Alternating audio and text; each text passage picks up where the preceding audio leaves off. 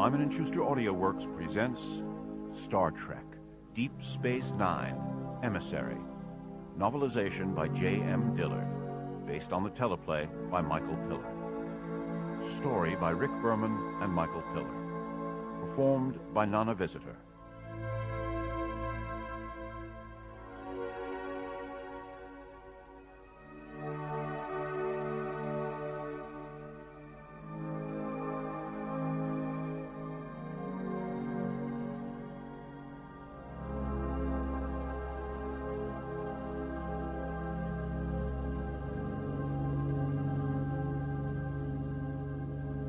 Ben Sisko's first encounter with Jean-Luc Picard shattered his life forever.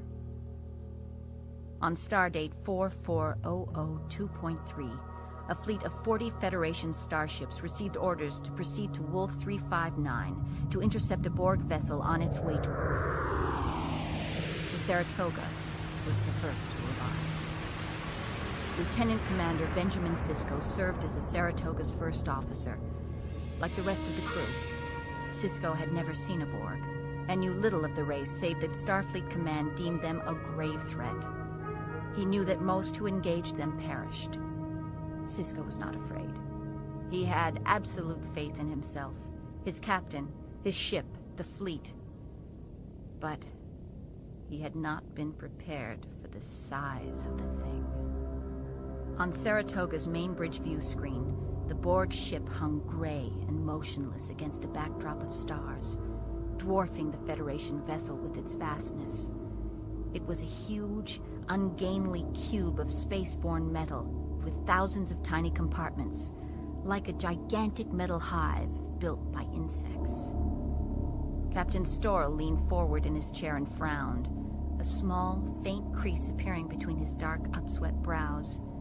Sisko took note of the gesture. For the captain, it was the equivalent of a muttered curse. Storl was a Vulcan, dedicated to the repression of feeling in the pursuit of pure reason. The screen flickered and went dark. In place of the Borg ship, a face appeared. A human face.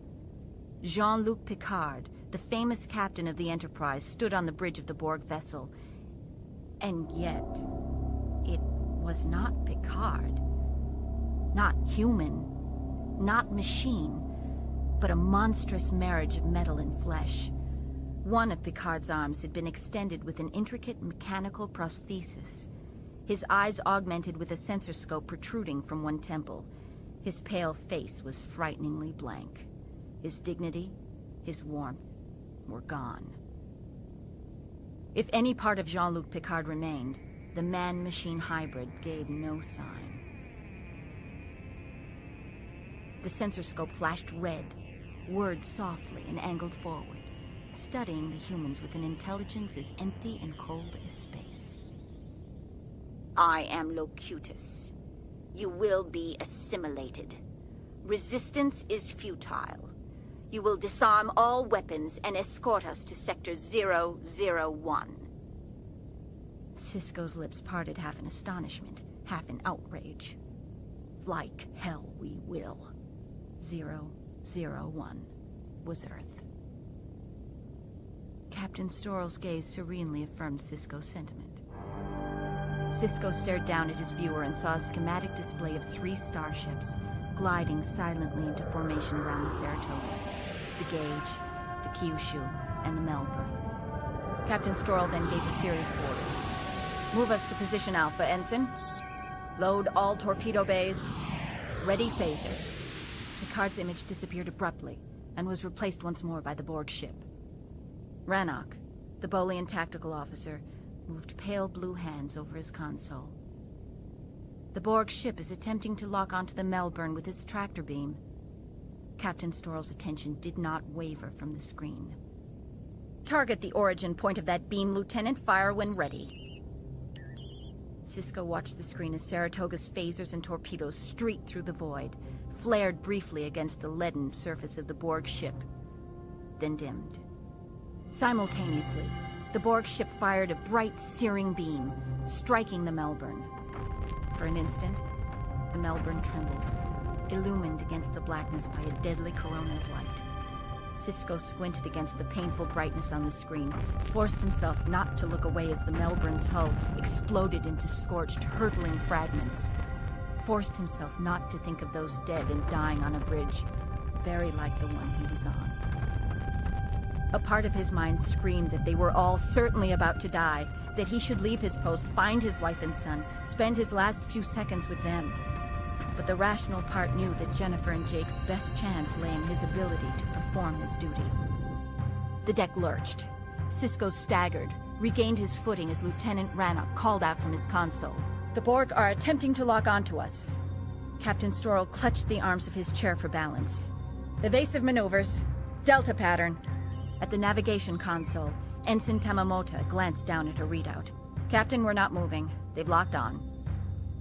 Sisko watched the screen as the gauge and the Kyushu opened fire on the Borg vessel, trying in vain to save the Saratoga, just as Saratoga had done for the Melbourne.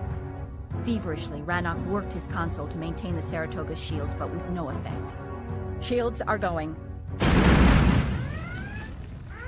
The bridge went dark, and with a roar, erupted in flame. Sisko was slammed to the deck. When Saratoga righted herself, he drew in a lungful of smoke, coughed, and pushed himself to his knees. The bridge lay dark and smoldering, illumined only by the sparks raining from damaged consoles. Sisko strained to hear his captain's calm voice. Being a Vulcan and stronger than most of his crew, Storrell would be the first to recover, if he was alive. "Damage report!" No one answered. The emergency lights flickered once, then came on. Sisko pushed himself unsteadily to his feet. "Damage report!" In the dim light, Rannoch, wounded, bleeding, pulled himself up on his console, while Sisko moved quickly from body to warm body, feeling for pulses, finding none. Captain Storrell's unseeing eyes were staring serenely through the haze. Sisko drew his hand away from the Vulcan and rose slowly to face Lieutenant Rannoch, who hunched over his console in obvious pain. "Direct hit. Decks 1 through 4. Sisko knew that his wife Jennifer and son Jake were there. He touched his comm insignia. "Engineering, your status." There was no reply. Sisko and Rannoch exchanged grim looks. Suddenly, the computer's loud, overriding voice echoed on the silent, haze-filled bridge. "Warning. Damage to warp core.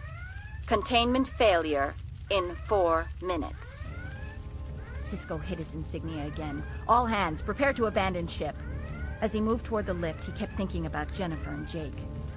Then he turned back. Rannoch was still huddled over the console.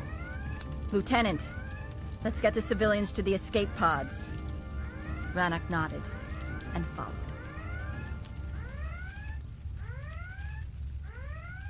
When the turbolift doors opened, Sisko felt heat on his face. He and Rannoch stepped onto the deck and staggered to the left. The deck was tilting, stabilizers were failing. Life support would be next. Sisko calmly reasoned that he would be able to make it to his quarters to see if Jennifer... Fire leapt at them from a side corridor, singeing the shoulder of Sisko's uniform. He grabbed Rannoch's arm, and together they fought their way past the flames, toward a frantic group of civilians struggling with armloads of personal possessions. Sisko shouted over the roar of flames, "Leave everything! Go to your assigned evacuation area, now!" Sisko continued on, passing other civilians, searching for 2 faces. "Warning, damage to warp core. Containment failure in 3 minutes. When he arrived at his quarters, the door was jammed open. Thick, dark smoke billowed out. Sisko stepped into it without hesitation. An explosion had ripped a large hole in the deck, allowing fire to leap up from the level below. His quarters, a lifetime of accumulated possessions, were destroyed. He pushed his way through scorched debris. "Jennifer!" He pushed aside smoldering fragments of furniture and twisted metal bulkheads, searching. At the edge of the largest pile of collapsed bulkhead and wreckage, he uncovered her hand, limp and smudged with soot from the smoke. He set to work with a strength and intensity that bordered on insanity. The edge of the bulkhead was jagged, sharp. His hands became bloody and blistered by the heated metal. Within seconds, he had uncovered Jennifer's twisted upper torso and discovered Jake's small, dark body beside her. She had shielded the child with her body and taken the brunt of the blow. He could see no blood, but in the darkness and the smoke, it was difficult to be sure. It's gonna be okay. I'll get you out of there. You're gonna be okay. He strained, letting the sharp, hot metal cut into his palms. But he could not lift the wreckage that crushed his wife's lower body.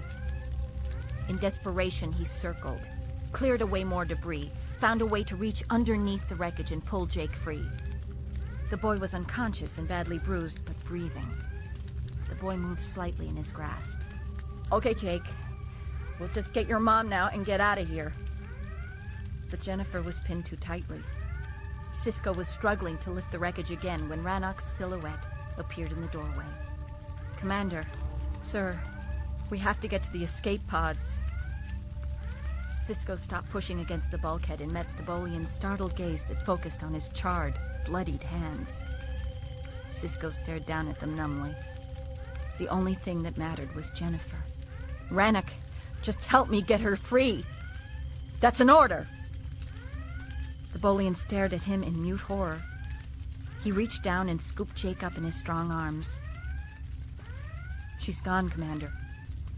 There's nothing we can do. Warning. Damage to warp core. Containment failure in 2 minutes. Sisko shook his head. He knelt beside Jennifer and took her cool, limp hand in his bloody one. If she had to die, then he could not leave her to do so alone. You go ahead, Lieutenant. Take the boy. A security officer appeared in the doorway, and Rannoch handed the boy off to him, then grasped Sisko's arm and yanked him to his feet. Now, sir. No. I can't leave without her. Rannoch pulled with all his might. Powerless against the Bolian's greater strength, Sisko was propelled toward the door. Damn it! We can't leave her here! Rannoch replied by pushing him out the door. Sisko did not remember running through the burning corridors. Did not remember joining the dozen others in the cramped escape pod. Sisko remembered only 2 things. The sight of Jake, still unconscious in the security officer's arms, and the sight of the dying Saratoga as other tiny pods sailed free. Sisko made his way to the porthole and stared at the receding wreckage. Space was lit up like a summer sky with heat lightning. The Kyushu was gone now, and the gauge would be next. The Borg were right. Resistance was futile. All was destroyed. In his mind, he lay dead beside Jennifer, their bodies consumed by flame. He watched as Saratoga exploded like a small sun and let himself be blinded by the light.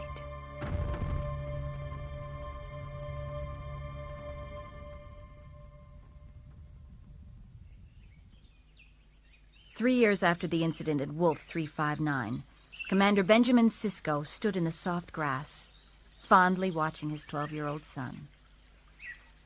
Under the shade of a large old oak, Jake sat fishing on a large rock, trousers rolled up to the knees, bare feet dangling in the water. Hey there, son. Jake turned at the sound of his father's voice, lips stretched in a reluctant grin. A shaft of sunlight pierced the branches and gleamed in his dark, curly hair. The smile so increased his resemblance to Jennifer that Sisko drew in a silent, painful breath as he crossed over and perched beside his son on the rock. Time had not dulled the memories of his wife. Sisko returned to the horrors of the Saratoga each night in dreams. At least, Jake was there each day to remind him of the good things that might otherwise be forgotten. Jennifer's same shy, crooked grin. Jennifer's gestures. Jennifer's good nature and complete inability to stay angry about anything for more than a full minute at a time. Jake was angry now, and like his mother, doing a miserable job of hiding it. How they biting? Jake shrugged and turned his attention to the red and white bobbing cork. "Small fry. Throw 'em back. Want to go for a swim?" "Don't have time, son. We gotta get ready."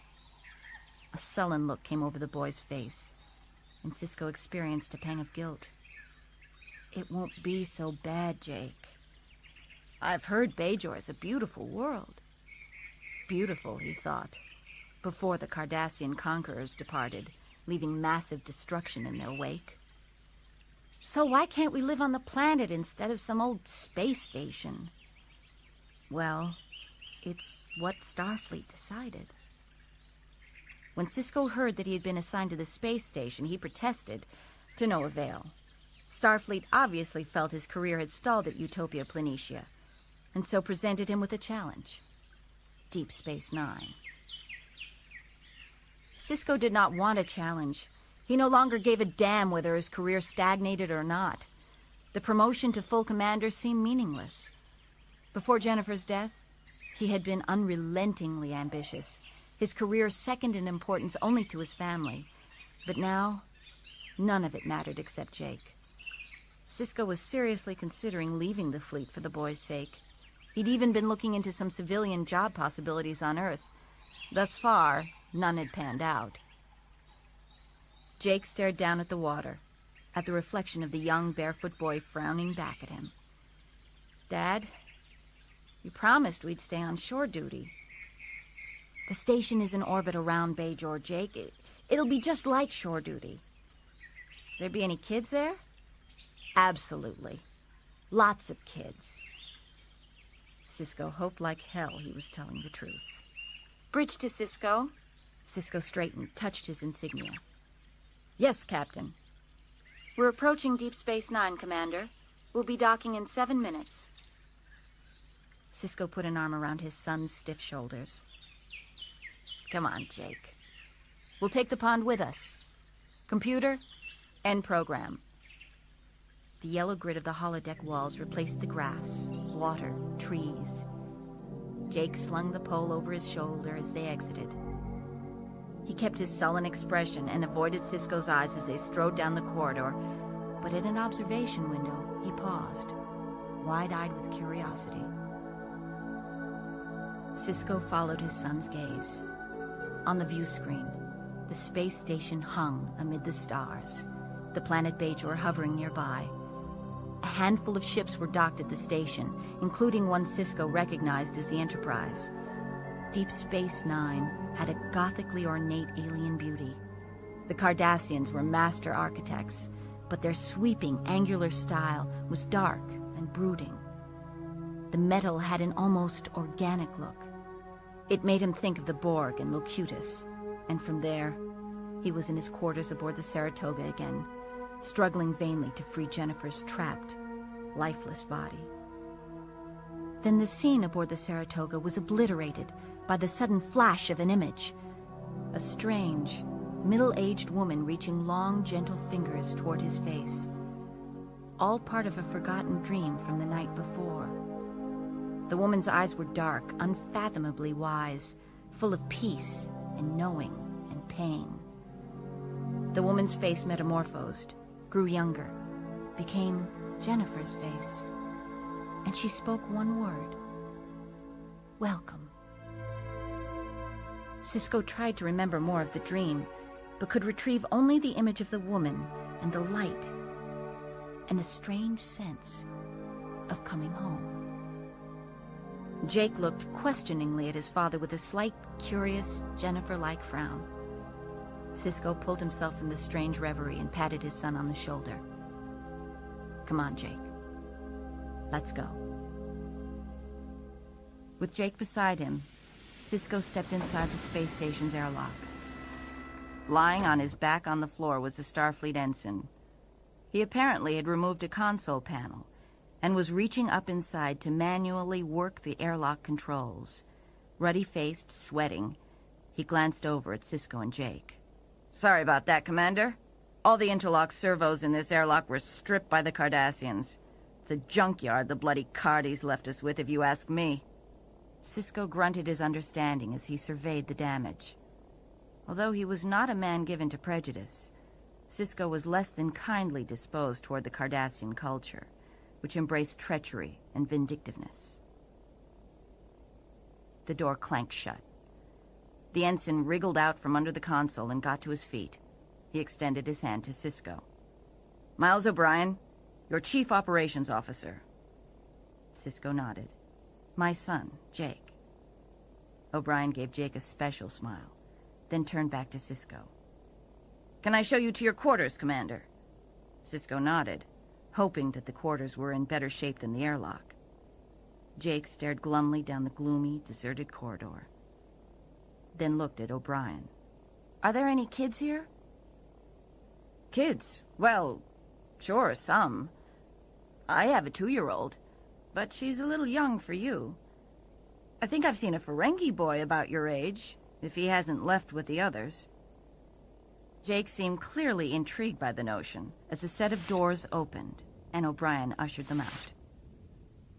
"The promenade, or at least what remains of it. During their occupation, the Cardis sold commercial concessions to the highest bidder. Kept the mining crews entertained." Sisko saw that the place had obviously served as a combination free port and flea market, with a collection of kiosks, restaurants, gambling casinos, and bars. He suspected some of them housed sexual holosuites in their secluded upstairs. The promenade even had a Bajoran temple. The place had no doubt been bustling during the Cardassian occupation, but now it appeared almost deserted and ravaged by vandals. Storefronts had been broken out, walls scorched from phaser blasts. Sisko had known something of the destruction inflicted on Bajor's surface.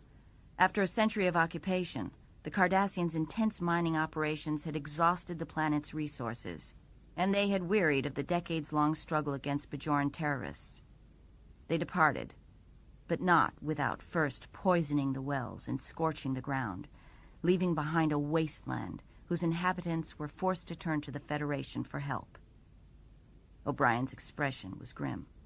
"I'm told the Cardassians decided to have some fun the day they left. 4 Bajorans were killed trying to protect their shops." They passed by a bar and casino where 3 Ferengi were packing up equipment. Sisko thought of Jake, alone and forlorn, playing amid the rubble. "Why hasn't anybody cleaned this up? We've got all available personnel assigned to repairing primary systems, sir. The Cardassians took every component of value. We have virtually no defenses. Major Kira, the Bajoran attaché, and I decided..." Sisko cut him off. "Understood. But what about the civilians who operated these shops?" "A few are trying to rebuild, but most are packing up to leave." They walked in silence for a few moments. With each step, Sisko grew more apprehensive, more guilty over where he had brought Jake. Ahead of them, a Bajoran temple, simple and elegant compared to the surrounding Cardassian structures, caught Sisko's eye. As they approached, someone stirred in the arched, shadowed entryway. An elderly Bajoran monk, dressed in traditional robes, his eyes large and compelling beneath a thick fringe of white brow. "Welcome, Commander." Sisko hesitated. Welcome? He remembered the dream from the night before, the dream of the wise woman, and for the first time, he realized she had been alien, Bajoran. The monk wore a faint beatific smile. "Please enter. The prophets await you." Sisko flashed suddenly on a memory. The Saratoga's darkened bridge, the smell of smoke, struggling uselessly to raise the flaming bulkhead, the sight of Jennifer, motionless, trapped. He shook the memory off and looked at the monk. Another time, perhaps. The 3 continued past, and when they were barely in earshot, Sisko heard the monk say softly, knowingly, "Another time." O'Brien watched as father and son took a few tentative steps inside their new quarters. The room was typically Cardassian, all in shades of gray and black. The boy grew noticeably glum, and Sisko seemed to fare no better. O'Brien forced himself to smile. The boy wandered off into the adjacent bedroom. O'Brien took advantage of his absence to sidle alongside the commander and speak quietly. "Sir, I wouldn't allow the boy to go roaming. We're still having some security problems. Oh, and I almost forgot. Captain Picard wants to see you as soon as possible." Oddly, Sisko changed the subject swiftly, as if he hadn't registered O'Brien's statement. "Any word on our science and medical officers?" "They're expected tomorrow." Jake appeared in the doorway, thin, dark brows knitted together in disapproval. "Dad, I hate this place. We're just going to have to rough it until we get things up and running, Jake. I want you to stay here until I come back, okay?" Jake nodded in a manner that indicated it was definitely not okay.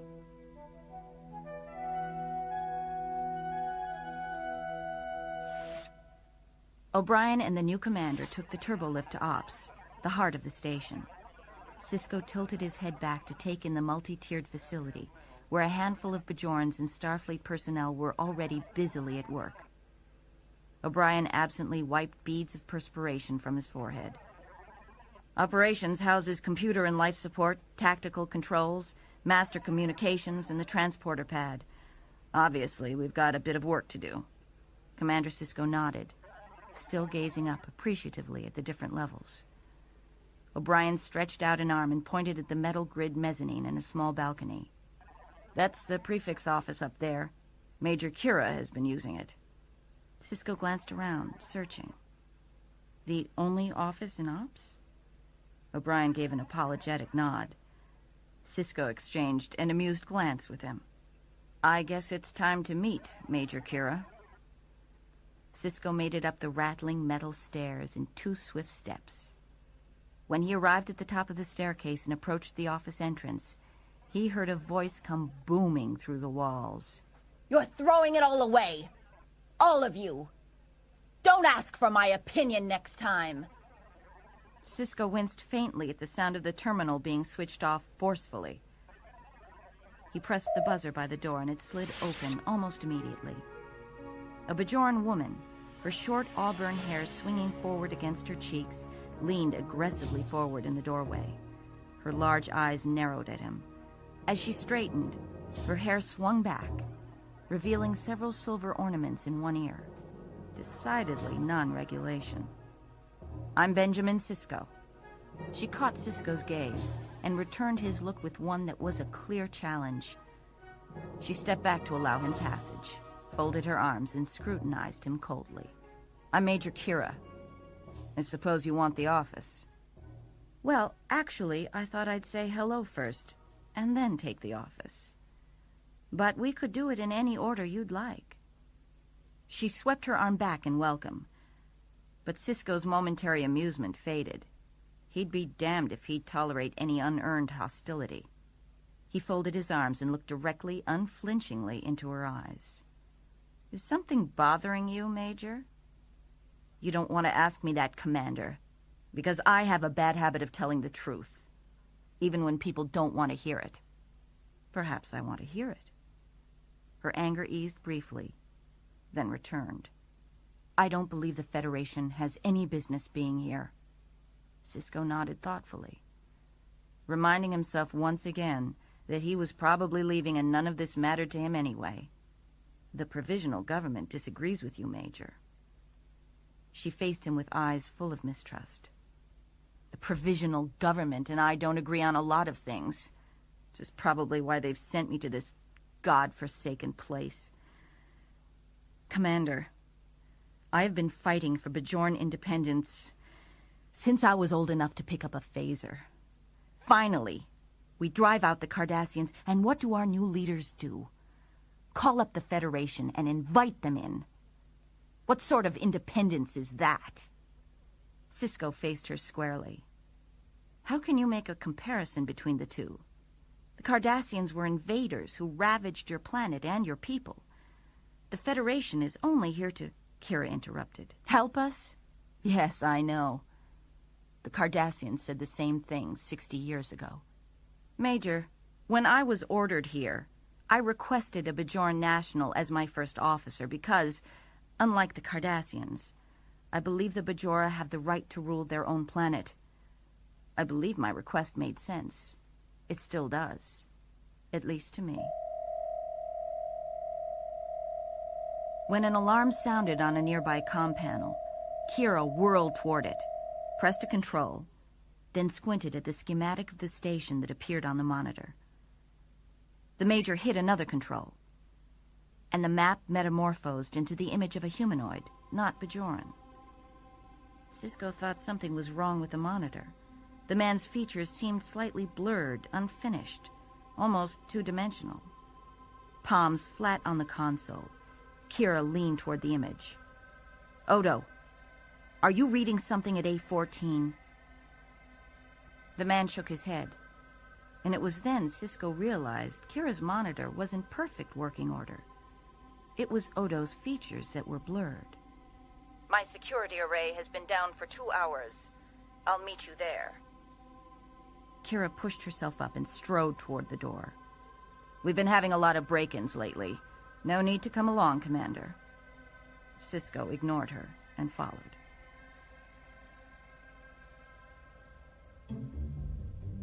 On A14, Nog peered around the doorway and squinted tiny golden eyes into the dimness. Nog was Ferengi, very young, and at the moment, very nervous. He was ashamed to be afraid. Not that the Ferengi race approved of courage. Uncle Quark always said that courage and honor and altruism were the worst sort of stupidity, and there was nothing worse by Ferengi standards than stupidity. It was fine to be afraid, so long as it didn't cause you to get caught. Nog was terribly afraid of being stupid and disappointing Uncle Quark once again. Behind him, huddled over a safe, Jaskal used the shield damper to neutralize the force field surrounding the safe. Nog turned in time to see Jaskal's huge paws scoop a handful of valuable mineral samples out of the open safe. Jaskal was a Pikazi, twice Nog's size, huge and ponderous and hideous by any standards, Ferengi or human. Nog disliked the Pikazi, but Jaskal could easily crush Nog into pulp and had indicated that he would most certainly do so if Nog did not watch his sharp little tongue. "Hurry up, Jaskal." With agonizing deliberateness, Jaskal dropped the mineral samples into the pouch, then at last turned and joined Nog at the door. Jaskal stopped abruptly. A humanoid was coming toward them across the promenade at top speed, the strange one called Odo. "All right, just stand where you are." Nog began to tremble. Of all the beings on the station, Odo frightened him the most. Nog stopped in his tracks, but Jaskal was not so amenable. He pulled a dagger from his waistband and hurled it. The weapon whipped through the air. In the millisecond it took for the knife to approach, Odo's torso became fluid, twisted, reshaped itself to move aside out of danger's way, then sprang back. The dagger embedded itself in the wall behind the security officer. Jaskal recovered, tried to charge past Odo before he had a chance to reform, but too late. Odo grabbed him, trying to contain him, until a phaser blast scorched the wall over the fighters' heads.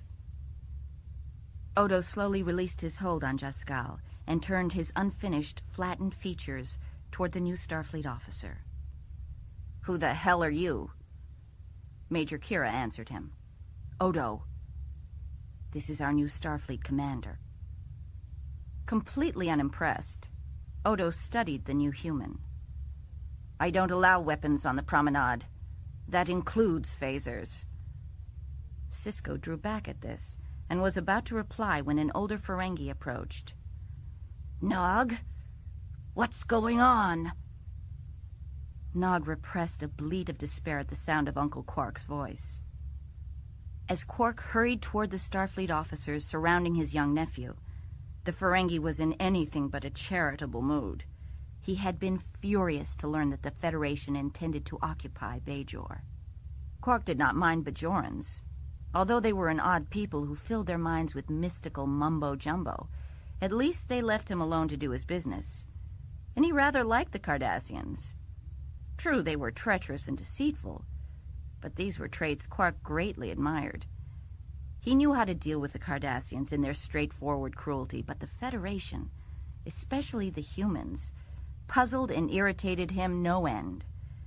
They utterly lacked any sort of common sense, as illustrated by their bizarre, silly notions of morality and honesty, which to Quark proved their stupidity. Then there was the matter of the overeager Nog, fouling up his assignment yet again. He had sent Jaskal along as insurance, since the boy could not be trusted to complete even the simplest task that called for stealth and deviousness. The priceless mineral samples would have more than compensated for the business loss and the cost of moving his operation. Yet despite his evil humor, he approached the Starfleet officers with an innocent, simpering demeanor. Quark turned his attention to the commander. My name is Quark. I used to run the local gambling establishment. This is my brother's boy. Surely you can see that he has only a peripheral involvement in this. We're scheduled to depart tomorrow. Sisko turned to Odo with a nod at the young Ferengi and Jaskal. That won't be possible. Take them to the brig. With an expression of pleasure, Odo led Nog and the hulking Bakazi away as Quark stared bitterly at the human. He released a sigh of disappointment and hurried on stumpy little legs to follow the prisoners. Kira watched them go and shook her head. Quark probably sent the two of them here to steal the ore samples in the first place. She turned to study the new commander. Sisko wore a thoughtful expression. Major, there's a Ferengi legal tradition. It's called plea bargaining. I might let the boy go, but I want something in exchange from Mr. Quark. Something very important. Kira was about to ask exactly what that something was when Sisko's communicator signaled. O'Brien to Commander Sisko. Go ahead, O'Brien. Sir, the Enterprise has hailed us. Captain Picard is waiting to see you. Sisko terminated the comlink and glanced at Kira. This won't take long. Kira tilted her head, intrigued, as Sisko headed toward the airlock. She had noticed the very subtle change in the commander's expression at the mention of Picard's name, and read the emotion hidden there. It was one Kira had learned as a child from the Cardassians, one with which she was all too familiar. Hatred. She stood watching for a few seconds after the door closed over him. This Starfleet commander was a far more complicated person than she had expected. As Sisko made his way to the Enterprise's main observation lounge, he reminded himself. He had no right to harbor any hatred toward Picard. The human was not responsible for the crimes of the Borg. And yet, by the time he pressed the chime and heard Picard's voice bid him to come in, Sisko was blinded by rage. Captain Picard sat at the end of the table, reviewing information on a screen. He smiled and rose, extending a hand. Commander, come in. Welcome to Bajor. Sisko took the proffered hand. It's been a long time, Captain. Picard tilted his lean, sculpted face and studied Sisko. Have we met before? Yes, sir.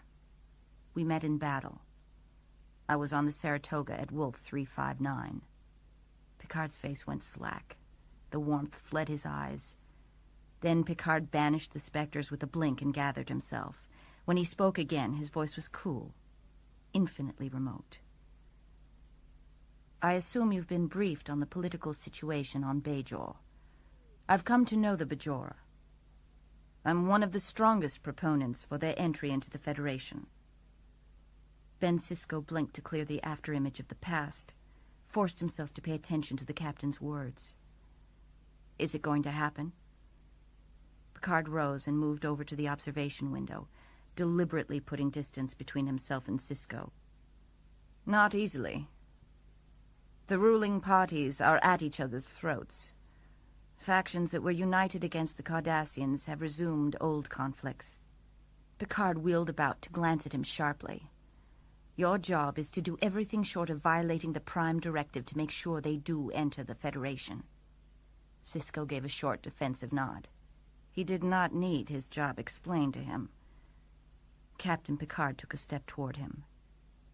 Starfleet has made me aware of your objections to this assignment, Commander.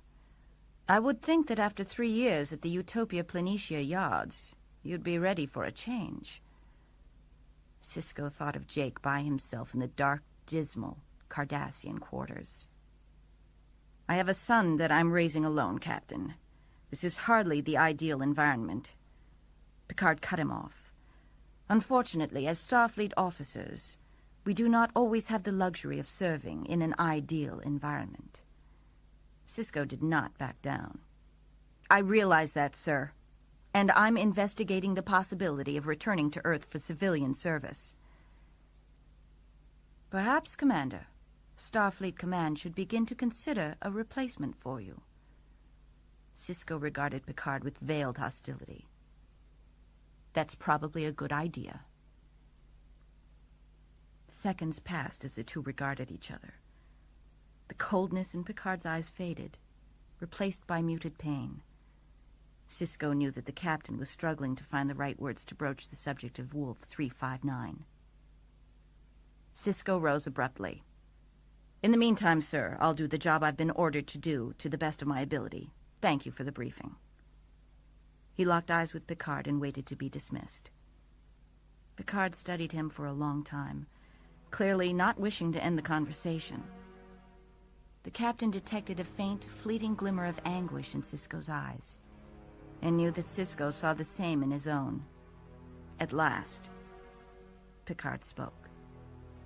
The Enterprise is scheduled to depart for the La Polis system tomorrow at 0500 hours after we offload 3 runabouts. Good luck, Commander. And dismissed.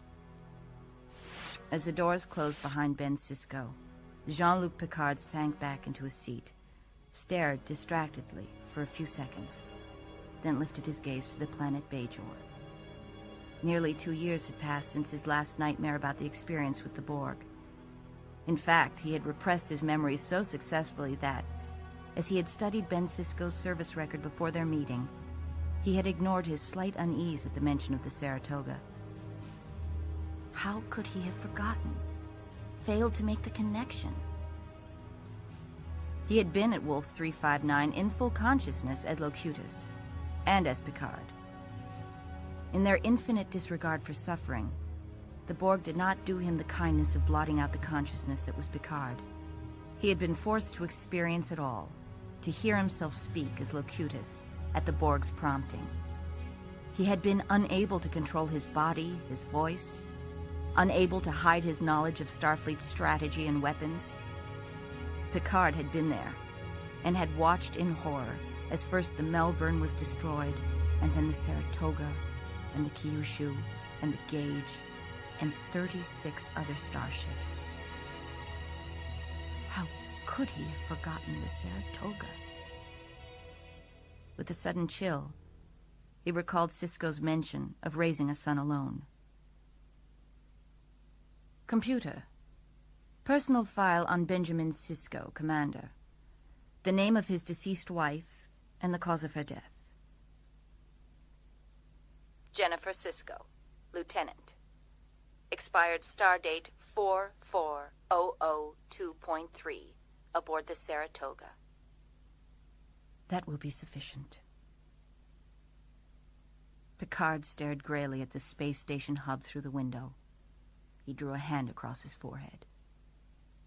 As Counselor Troy had reminded him gently 3 years ago, he could not change the facts of his mental violation by the Borg, could not bring Jennifer Sisko and all the others back from the dead. He had wrestled with some of the same demons as Sisko, had come very close to resigning his commission in an effort to retreat from past horrors. He hoped that Sisko managed to overcome those demons. Otherwise, Starfleet would lose one of her finest officers.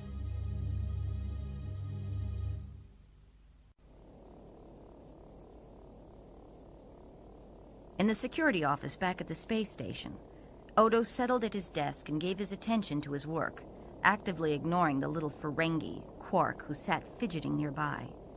Odo disliked Ferengis. He believed very strongly in justice and honesty. It seemed a part of his being, like breathing or eating or shifting shape. He knew the Ferengi mocked such beliefs. But then, Odo also disliked everyone else, as a rule.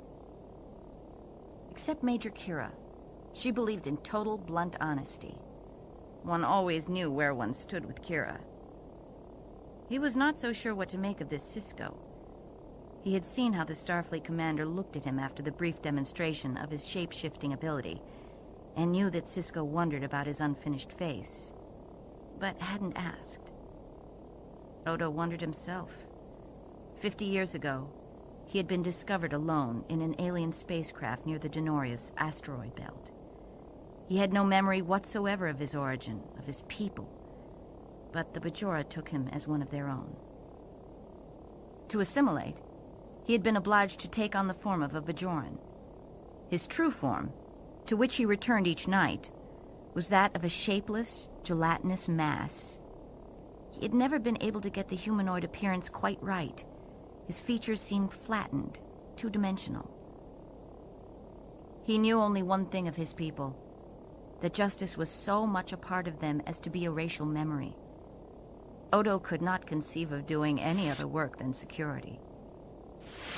He glanced up from his work as Sisko entered the room. Sisko said, "You wanted to see me?"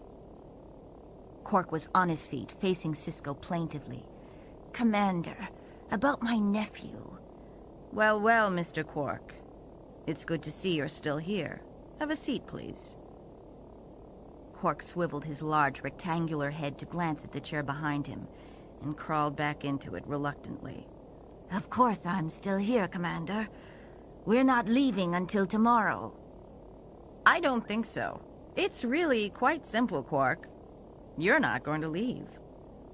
Quark's mouth dropped, revealing a row of wide-set pointed teeth. Not going to leave?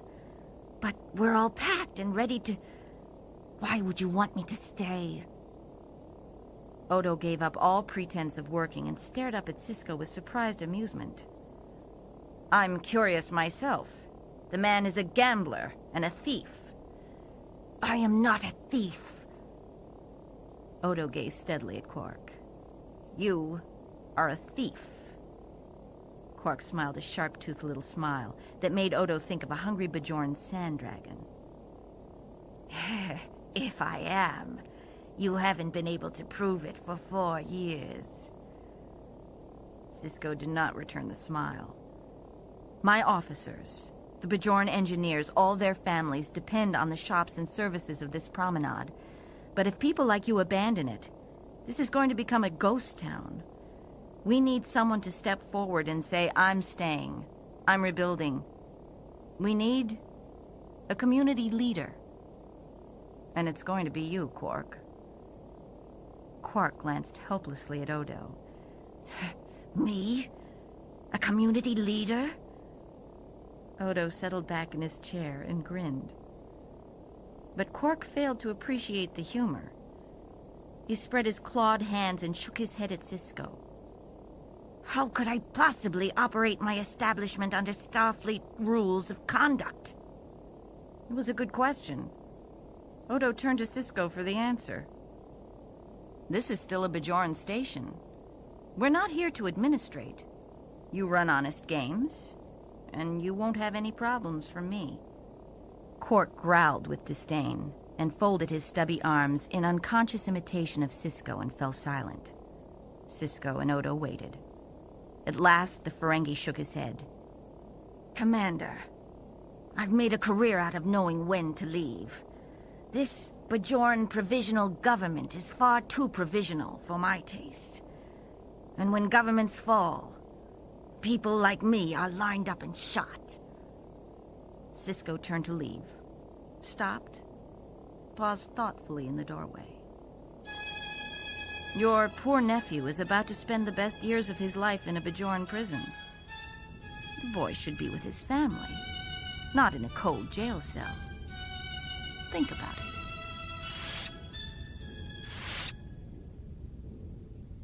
Inside the promenade, Major Kira shoveled rubble from the walkway into a nearby receptacle. Physical labor always freed her mind to roam, and now the previous night's dream returned, as it had been fighting to all day.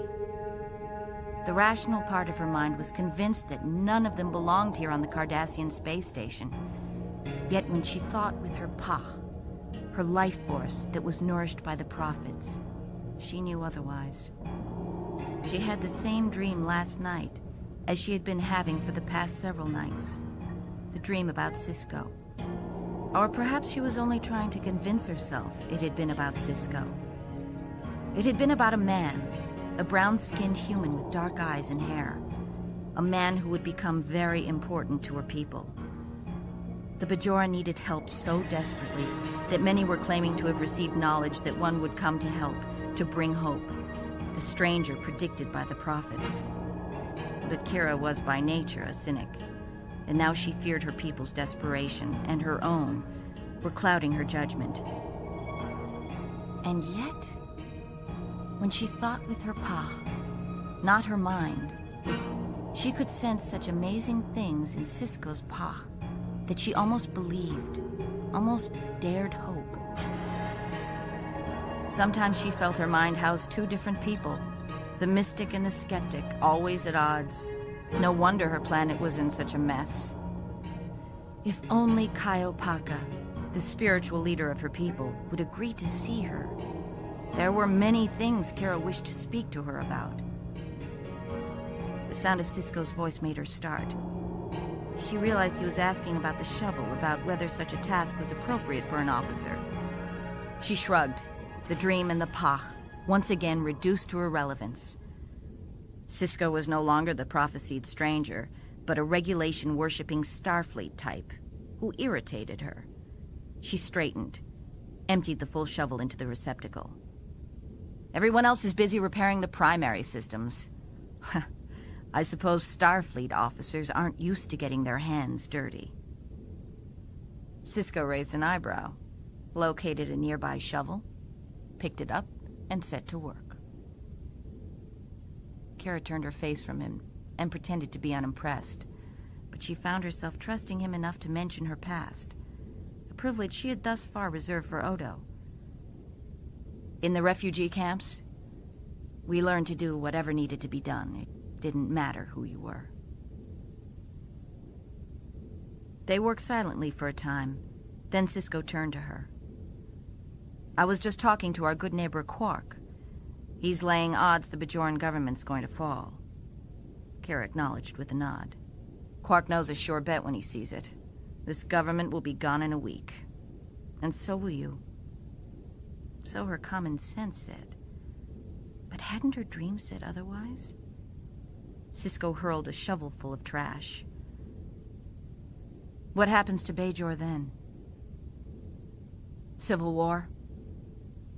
Now that the Cardassians have ransacked the planet and gone, we'll start fighting in the ruins, destroying what little is left.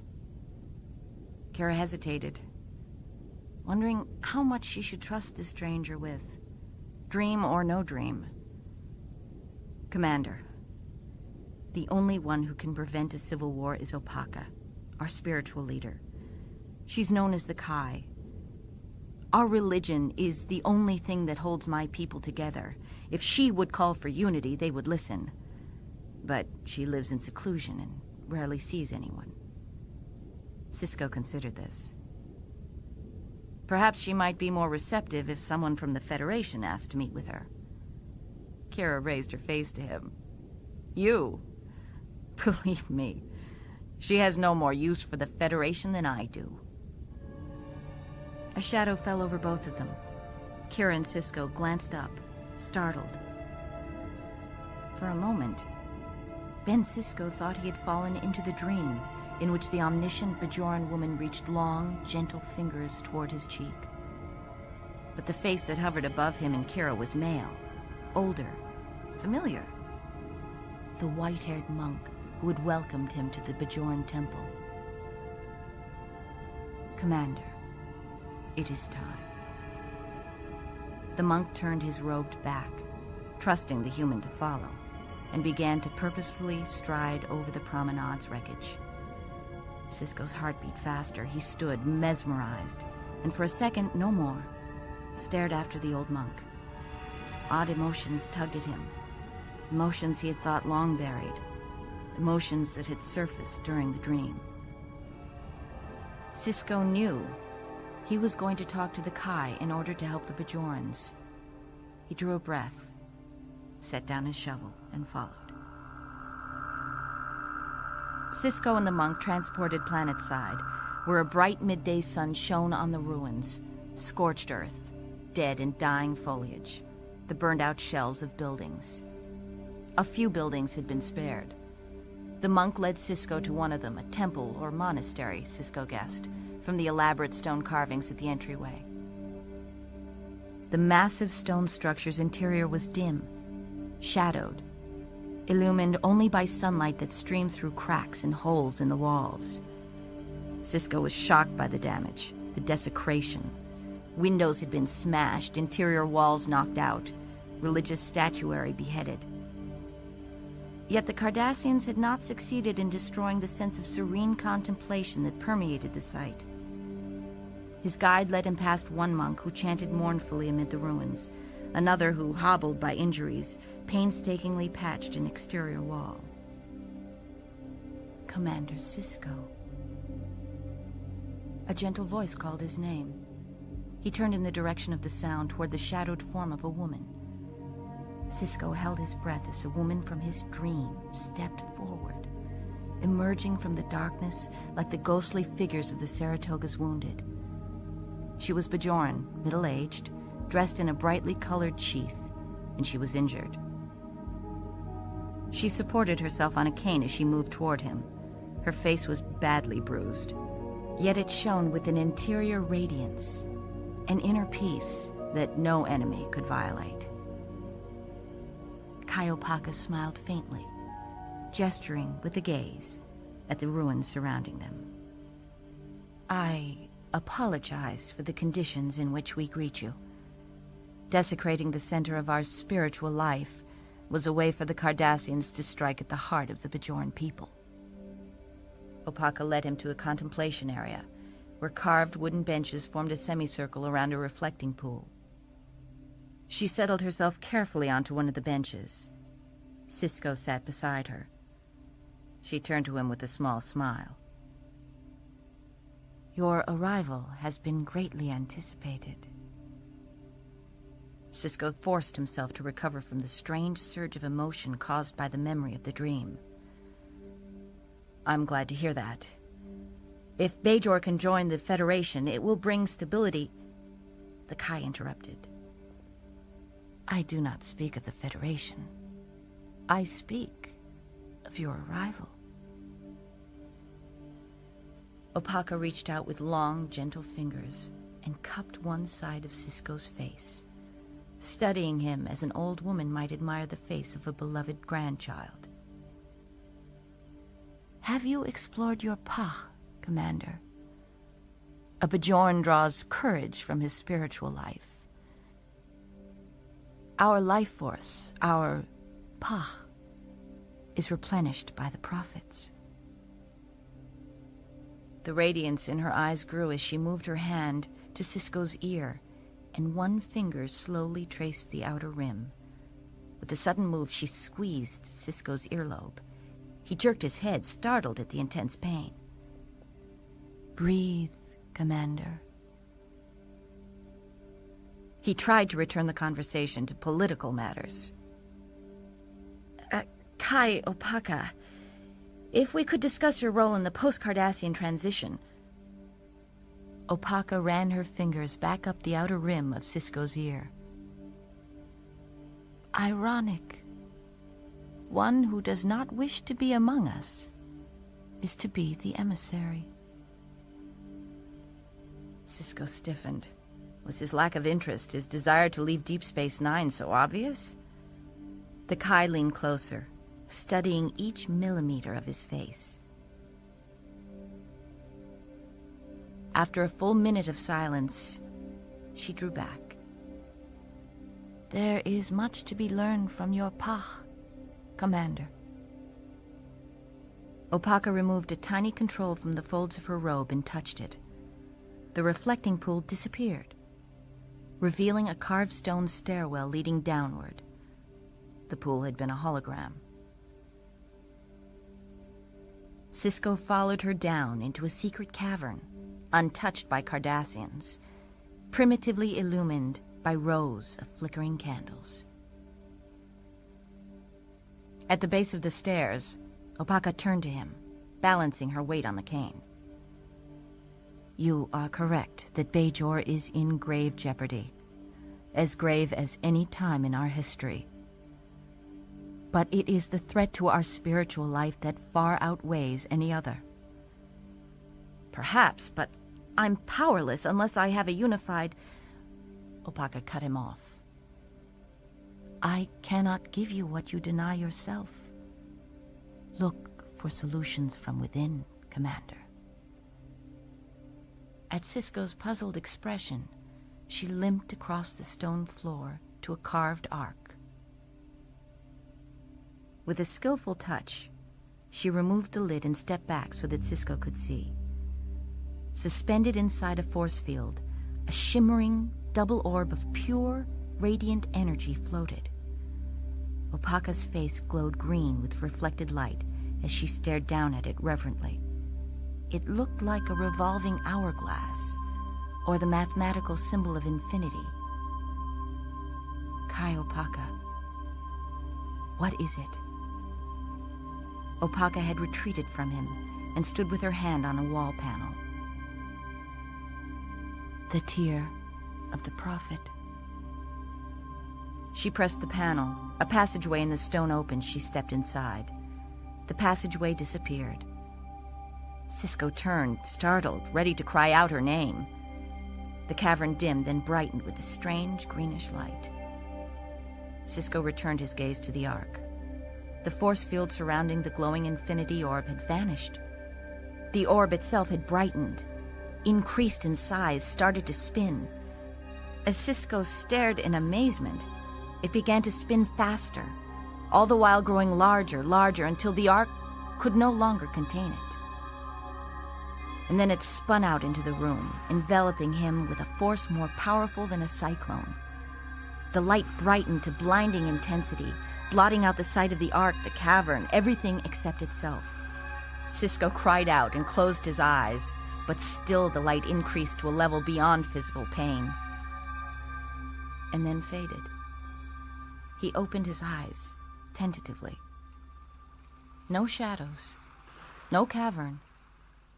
Sisko stared out at a vast expanse of white sand framing blue water, blue sky, drew in a lungful of air and tasted brine. He stared down at himself and saw not a Starfleet uniform, but his own body, younger, leaner, wearing a bathing suit he had long ago forgotten owning. And standing there on the beach, he realized he was holding a tray of drinks in his hand. He nearly dropped it. It was lemonade. What the hell? Opaka? Two bathing suit-clad passerby shot him an odd look. Sisko fell silent, puzzled by the strange sense of familiarity. He was interrupted by the swift, certain conviction that his feet were being scalded by hot sand. Hologram or not, the sensation was all too real. Ah! Ah! Ah! Sisko pranced on tiptoe, eyeing the area around him. The water was too distant, but he spied a nearby beach blanket. Sisko leapt for it, inadvertently kicking sand on the supine sunbather there. Hey! The woman rolled on her side, clutching an unfastened bra to her breasts, dark brows knit tightly above a pair of sunglasses. I'm sorry, it's just that the sand was burning my... At the sight of her face, he broke off and sank slowly to his knees. He had forgotten how utterly beautiful she had been. He stretched his free hand toward her. Jennifer? The woman recoiled, uncertain, as Sisko reached gently and removed the sunglasses. Jennifer's gold-flecked brown eyes squinted at him in the harsh light, without a glimmer of recognition. Yes? I'm sorry. Did we meet last night at George's party? He struggled to his feet, glasses sloshing lemonade onto the tray. Jennifer, wait a minute. This is impossible. What are you doing here? What am I doing here? Jennifer sat up, still clutching the bathing suit top. You really should wear a cap when you're out in the sun. Jennifer, I know this place. This is Gilgo Beach. Where we met, my feet were burning. Oh, do you understand how incredible this is? No, of course you don't. Oh, Jennifer. He stared at her, wanting to touch her, to explain everything to her, to tell her how tall Jake had grown in the last 3 years. She would not understand. She would think him insane. He cast about for something, anything to say. He shoved the tray at her. Have a lemonade. She drew back, mistrustful. Sorry, I don't accept drinks from strange men on the beach. But tell me the truth. Did we really meet before? Sisko studied her. How could he tell her the truth? About their marriage, their son, her death aboard the Saratoga. So he told the truth as it had been. That first meeting on Gilgo Beach. No, we've never met. She flashed him a big, shy Jennifer smile. So, how did you know my name? George told me. Then you were at the party last night. Late. I got there late, and you were just leaving. Are you going to tell me your name? Sisko allowed himself to slip into the conversation. Ben Sisko. I just graduated from Starfleet Academy. I'm waiting for my first posting. Jennifer's eyes narrowed. A junior officer. My mother warned me to watch out for junior officers. Sisko nearly laughed. Your mother's going to adore me. It's not every day you meet the girl you're going to marry. She stopped in her tracks, surf breaking around her ankles. Do you use this routine with a lot of women? No. Never before. And never again. How about letting me cook dinner for you tonight? My father was a gourmet chef. I'll make his famous aubergine stew. A flicker of uncertainty, of mistrust, crossed her features as she stared out at the horizon. I don't know. You're supposed to say yes. Behind them, above Jennifer's head, the air shimmered, filled with greenish light. The orb. Sisko's hope became tainted with grief. He would be forced to return to the empty present. The orb began to spin, filling the beach with light. Sisko began to reach for her, but the glowing force surrounded him. Jennifer, no. Wait! Jennifer, the sand, the water, disappeared in a blaze of green, brighter and more painful to Sisko's eyes than the explosion that had torn the Saratoga apart. He felt himself enveloped by the orb's mysterious energy. Then he was swept back into the present.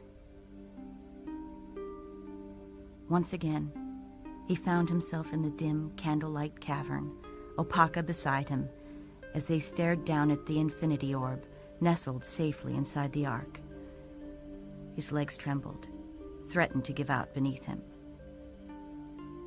Is it some sort of holographic device? Opaka's eyes shone with reflected light. No. What you experienced barely begins to reveal its powers. This orb appeared in the skies over 1,000 years ago. 8 others have been discovered since. They have been studied and documented for a millennium. Tradition says they were sent from the Celestial Temple. What they have taught us has shaped our theology. She closed the lid of the Ark, lifted it, and gently handed it to Sisko. I entrust this to you. It will lead you to the Celestial Temple, so that you may warn the prophets. Sisko eyed her skeptically. Warn them? About what? The Cardassians took the other 8 orbs. They will stop at nothing to decipher their powers, even if it means discovering where they came from. If they do, they might destroy the Celestial Temple itself, which could mean the spiritual disintegration of Bajor. Sisko shook his head, took a step backward. You expect me to go off on some sort of quest? Opaka leaned toward him. I cannot unite my people until I know that the prophets have been forewarned. You will seek them, not for Bajor, and not for the Federation, but for yourself, for your own Pah. It is, Commander, the journey you have always been destined to take.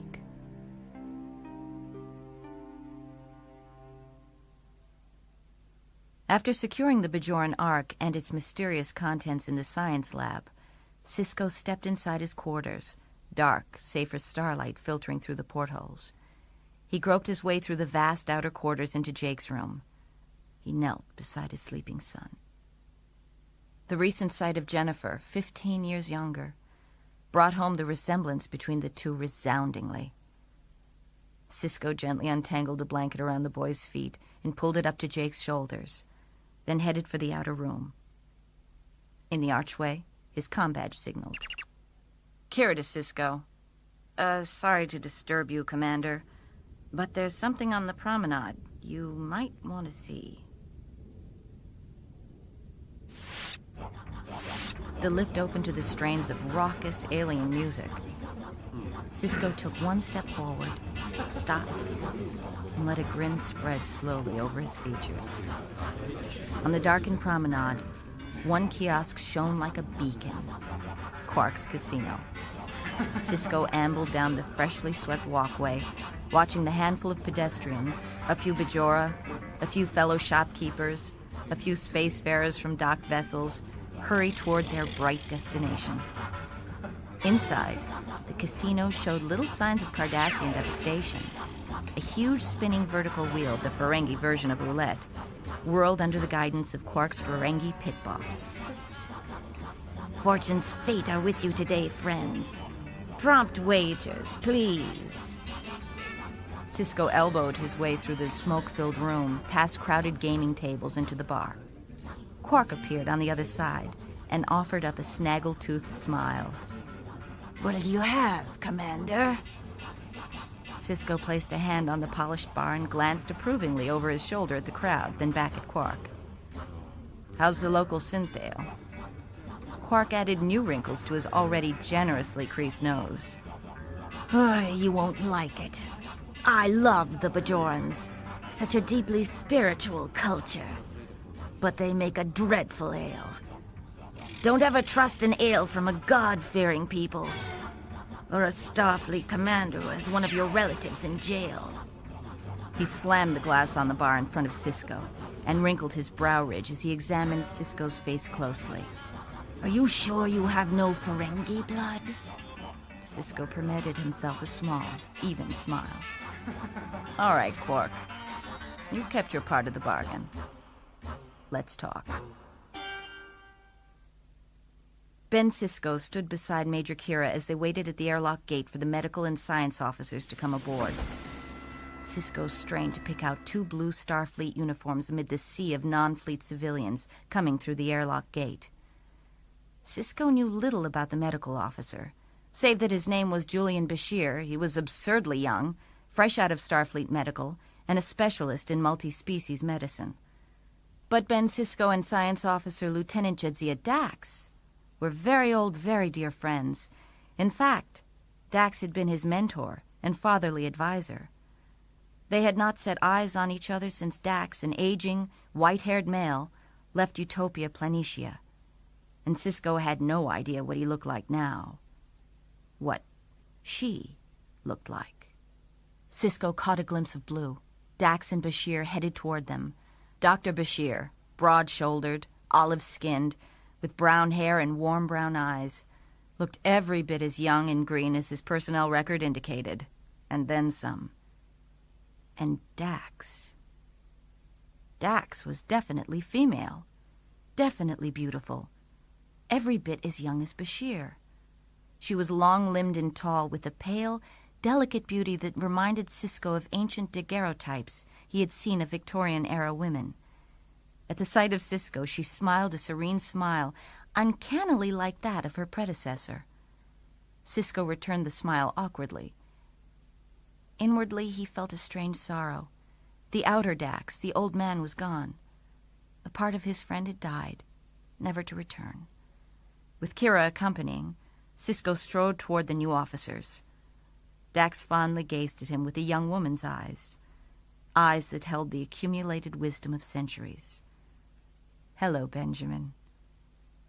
Sisko allowed himself a smile at last.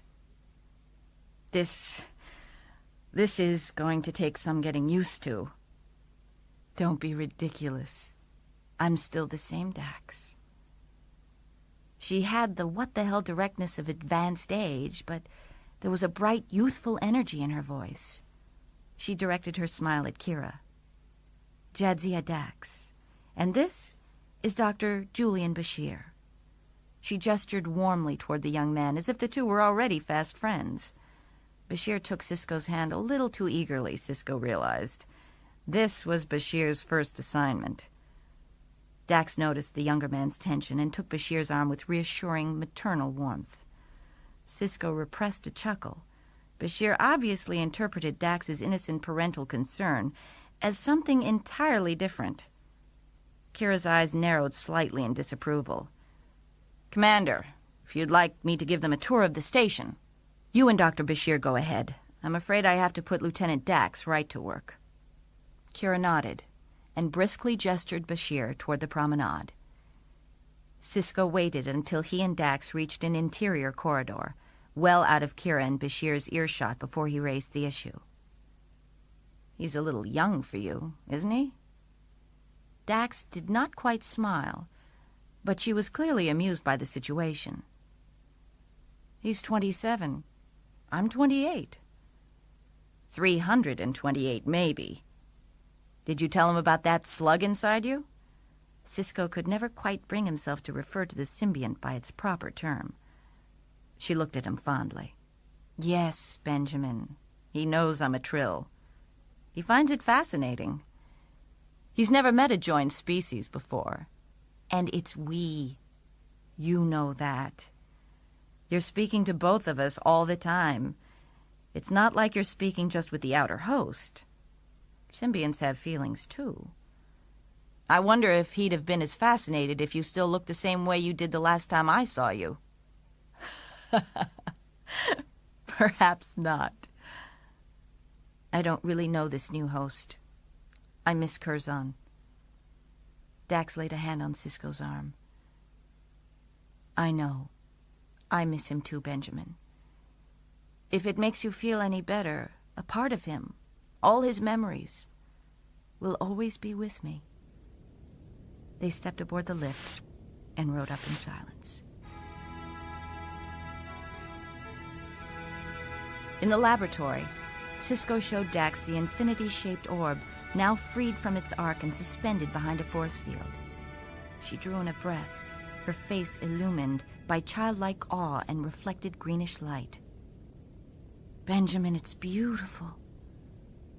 Have you had a chance to test its properties?" He shifted uneasily, unable to bring himself to speak so soon of Jennifer and Gilgo Beach. "I've been waiting for my science officer. Your field, not mine. We do have one advantage. The Bajoran monks have been studying these things for 10,000 years. I've had our computers set up to interface with their historical databanks." She nodded approvingly, and he turned to go. She called after him. "I was happy when I heard you'd accepted this assignment. I'd been worried about you. The words tugged at his emotions. Curzon had been worried about Sisko's stalled career, had nagged him constantly about transferring off Planitia. Sisko smiled sadly. It's good to see you too, old man. And he left before Dax could see the grief gathering in his eyes. Dax had faith Benjamin would quickly become accustomed to this new host, too. She rose and moved over to the nearby console. Computer, create a chronological database for all historical references to the orbs, plus all reports of any unexplained phenomena in Bajoran space. Initializing database. Requested function will require 2 hours to complete.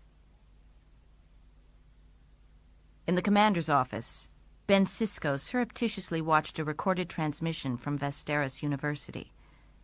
Sisko had made a half-hearted application less than a week ago. Now he watched the screen with nothing less than amazement. The Chancellor himself had delivered the news. It's not every day we have the chance to recruit someone with your experience, Ben. We hope you'll consider our offer seriously. I look forward to getting your response. Sisko stared dully at the screen. He should have been delighted, not oddly disappointed. Instead, he found himself thinking of Opaka and the Infinity Orb. He started as his comm badge signaled. Kira to Commander Sisko. The Cardassian warship has just entered Bajoran space. Sisko rose and stepped out onto his balcony and looked down on his command. On the screen, a huge Cardassian warship, dark and grim, glided toward the station. O'Brien, who was standing at the engineering station, turned to Sisko. Message coming in from their commander, Gul Dukat, requesting permission to come aboard, to greet us. Kira's eyes narrowed with recognition. Dukat used to be the Cardassian prefect of Bajor. O'Brien looked at his commander. Surely a coincidence that the Enterprise just left. Sisko glanced at his 2 officers. He had never met a Cardassian, but judging by the looks on Kira and O'Brien's faces, he hadn't missed out on much. Mr. O'Brien, tell Gul Dukat I look forward to meeting him. Not much later, Gul Dukat entered Sisko's office without knocking. His appearance was anything but pleasant, a collection of ridged, mottled flesh disappearing inside a black uniform that looked armor-brittle, like the hard outer shell of a dark, colorless insect. Dukat smiled, showing a narrow strip of teeth. He sat down without waiting for an invitation. Good day, Commander. Excuse my presumption, but this was my office only 2 weeks ago. Sisko rose, nodded, but did not smile. Gul Dukat, drop by any time you're feeling homesick. Dukat acknowledged Sisko with a humorless smile. You are very gracious. And allow me to assure you that we only want to be helpful in this difficult transition. You are far from the Federation fleet, alone in this remote outpost with poor defense systems. Your Cardassian neighbors will be quick to respond to any problems you might have. Sisko recognized the thinly veiled threat. With the Enterprise gone, the Cardassians could easily cause heavy damage to the station and leave the area long before Federation help could arrive. The Cardassian tilted his head quizzically. So, what did you think of Kai Opaka? I understand you brought back one of the orbs. We thought we had them all. Perhaps we could have an exchange of information. Pool our resources. Dukat's abrupt change of subject caught Sisko off guard. I don't know anything about an orb. Dukat smiled in disbelief. We will be in close proximity, should you wish to reconsider my suggestion. In the meantime, I assume you have no objection to my men enjoying the hospitality of the promenade? He bowed stiffly from the shoulders and left. Sisko sank into his chair with a sigh. Some instinct had said that Dukat must not get the orb no matter what the cost. But Sisko's rational mind knew that that cost might be the lives of those on the station. Was he letting Opaka's mysticism lead him into making a deadly mistake? He rose and headed to see Dax. When he reached the lab and entered, he saw Dax frowning at a monitor. It was strange to see his old friend suddenly metamorphosed into such a beautiful young woman. Even so, he was glad to have her here. Dax spoke to him without taking her gaze off the screen. Benjamin, what do you know about the Denorius asteroid belt? Sisko stopped in his tracks and blinked. Your basic navigational hazard. Nobody gets anywhere near it unless they have to. Dax nodded and scanned the screen. In the latter part of the 22nd century, a ship carrying Kai Toluno was disabled for several days in the Denorius belt, where he claims to have had a vision. Sisko walked up behind her to put a hand on the back of her chair and stared over her shoulder at the data scrolling by on the monitor. Let me guess. He saw the celestial temple of the prophets. Not quite. But he did say the heavens opened up and nearly swallowed his ship. Sisko sighed. At the moment, his mystical encounter with Opaka and the orb seemed meaningless, distant, in the face of Gul Dukat's very real threat. Dax, are we reduced to chasing metaphors to solve this? She swiveled in the chair and rose, smiling at him. As a matter of fact, Kai Toluno was not a man prone to exaggeration. Sisko raised a brow, repressed a smile. I suppose you knew him. Just an acquaintance. I was a diplomatic apprentice at the time. Sisko interrupted. You really think his vision has anything to do with this? Perhaps. I've been able to confirm that at least 5 of the orbs were found in the Denorius belt. There have also been 23 navigational reports over the years of unusually severe neutrino disturbances in the same area. And 32 years ago, a vessel of unknown origin appeared there, carrying a new life form, an infant shapeshifter. Sisko turned his head sharply to look at her. A shapeshifter? There's a shapeshifter right here on DS9, the security officer. Dax took in this information thoughtfully. I've been trying to correlate all these reports in one analysis grid. She pressed another control. Sisko leaned forward to study the 3-dimensional grid that appeared on the screen, brightly delineating a small area of space near the station. Dax nearly smiled. Our celestial temple? Sisko rubbed his chin thoughtfully. It's worth a look. I just spoke with Gul Dukat. He's made it very clear he's keeping an eye on us. So, somehow, we need to get by the Cardassians undetected. Dax smiled up at him. What were you just saying about that security officer?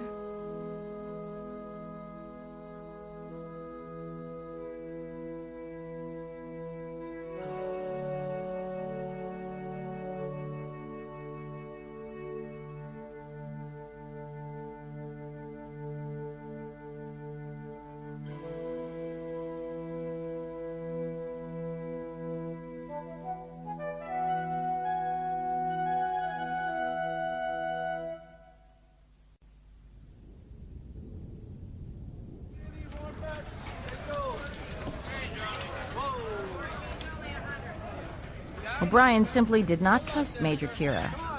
Her attitude toward authority in Starfleet was often openly contemptuous.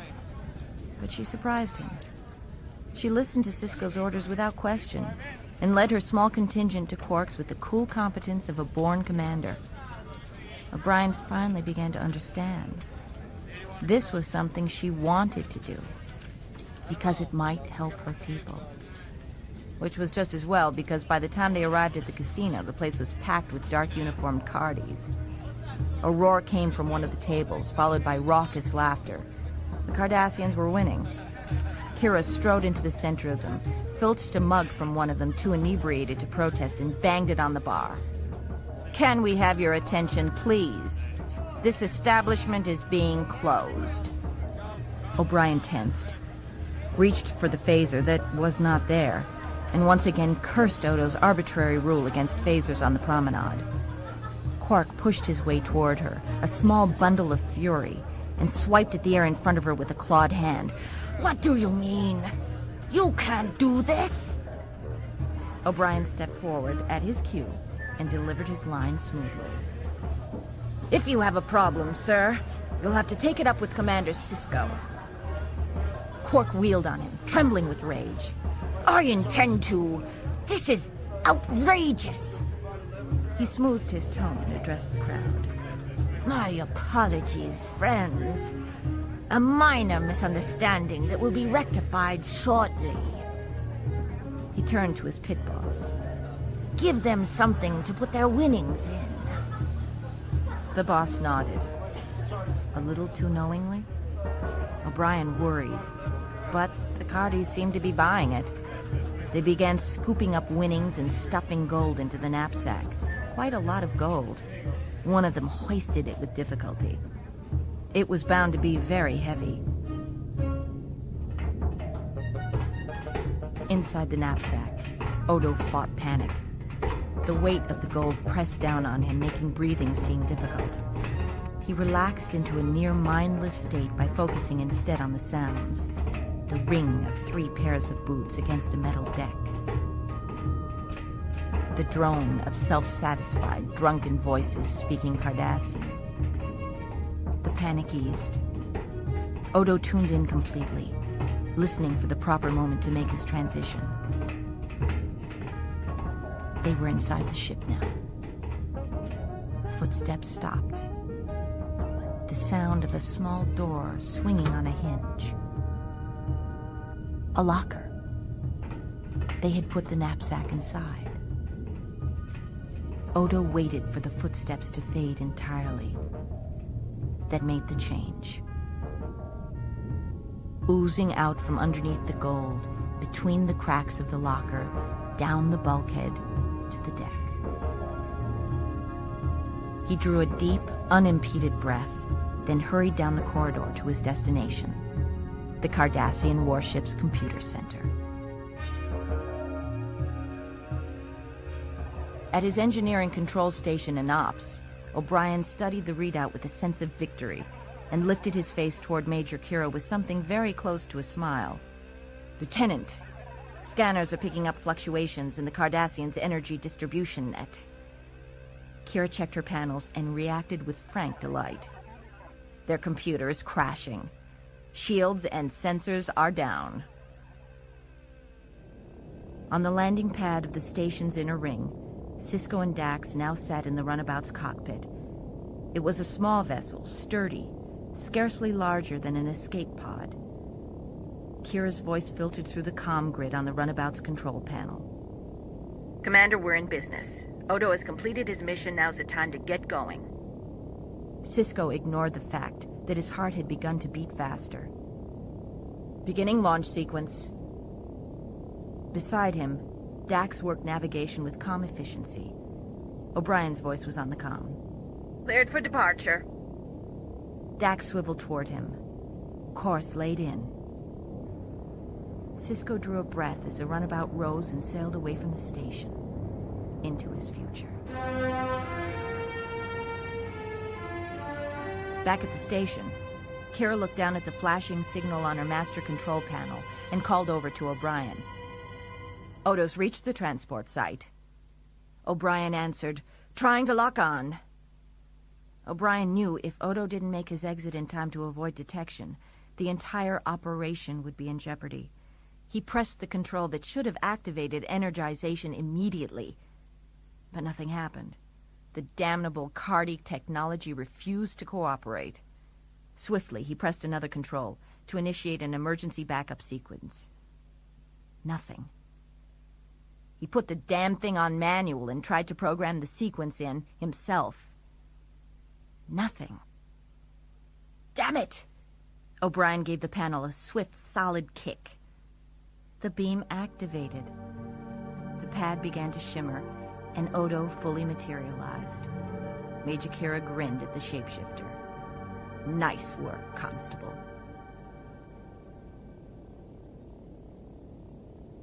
The runabout glided at impulse into the Denorius. Sisko glanced up at viewscreen, taking in the sight of stars, glittering behind swirls of blue dust. On Dax's monitor, a grid of Denorius blinked at them, showing their location on the perimeter. Approaching grid perimeter, slowing to 1/4 impulse. Dax leaned forward to check a sensor reading and drew back in surprise. Computer, give me visual at bearing 23, mark 217, range 3,100 kilometers. The display wavered and changed to the requested sector. Dax frowned slightly at the data on the monitor. Sensors are picking up unusually high proton counts. Sisko, without pausing to think, set a new course to those coordinates, heading for the center of the disturbance. O'Brien's voice crackled over the comm. Lieutenant, in that asteroid belt, you could be looking at chondrite echoes. Dax's frown grew deeper as she worked her panel with both hands. I don't think so. The neutrino disturbances are getting stronger as we approach the coordinates. Sisko checked his own readouts. Whatever it is, it's not affecting our systems. Dax's eyes widened with scientific awe. All external wave intensities are increasing exponentially, but... Checking. Confirmed. There is no corresponding increase inside the cabin. How is that The runabout lurched. Sisko threw up his hand to shield his eyes from the dazzling burst of light. Sisko blinked. The readout screens were dark. He glanced over at Dax, who was fidgeting with the comm controls. Sensors aren't functioning. He was going to ask her what had happened, but it was clear enough from her expression that she knew no more than he. She spoke again, in a voice that once again reminded him of old Curzon. We've lost all contact with the station. Sisko stared down at the useless, darkened sensor screens and vainly tried to revive the controls. The view screen revealed no stars, only flickering rainbow light. He called to Dax over the sounds of the ship shuddering. Are your navigational readings going crazy? Dax gave him a slow, deliberate nod. I'll recalibrate them when I have a moment. The runabout reeled again. Sisko gritted his teeth and clutched his panel, managing to stay in his seat. Slowly, easily, the craft righted herself. Screens flickered. The main viewer dimmed, then brightened, this time with stars. But the configuration was wrong. This was not the Denorius belt. He swiveled toward Dax. Can you get a fix on our coordinates? There's a star just under 5 light years away. No M-class planets. Computer, identify closest star system. Idran, a ternary system consisting of a central supergiant and twin O-type companions. Dax had the gleam of scientific revelation in her eye. Computer, basis of identification. Identification of Idran is based on the hydrogen alpha spectral analysis conducted in the 22nd century by the Quadros 1 probe of the Gamma Quadrant. Sisko's lower jaw dropped. The Gamma Quadrant? 70,000 light years from Bajor. I'd say we just found our way into a wormhole. Dax's expression was one of dawning wonder. It's not like any wormhole I've ever seen. There were none of the usual resonance waves. They stared at the stars for a few seconds, until Sisko wondered aloud, do you think this is how the orbs found their way into the Bajoran system? Not an unreasonable hypothesis. If it's true, that would mean this has been here for at least 1,000 years. We might have just discovered the first stable wormhole known to exist. She finally smiled. You may want to wait until we get safely back before you put your name in the history books, Benjamin. Our names, old man, our names. Bring us about, Lieutenant.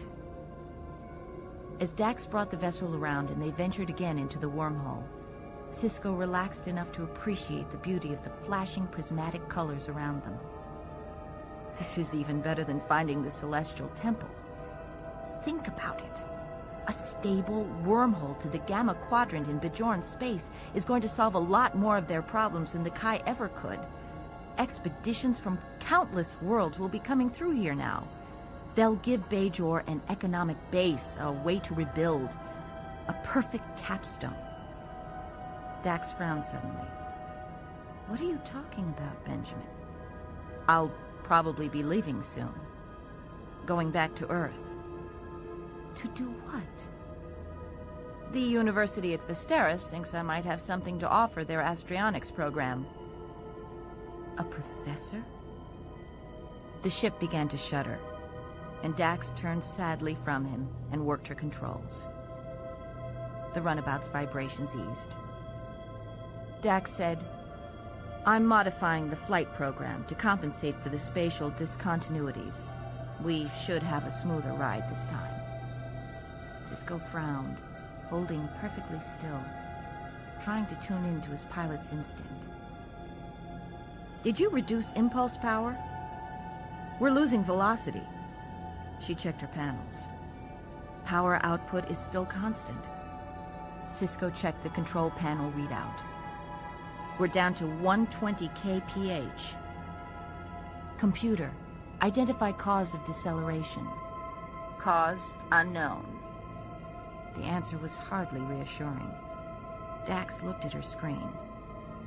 Velocity is still falling. Sisko stared back at his screen, incredulous. Engine output is running 70% above normal.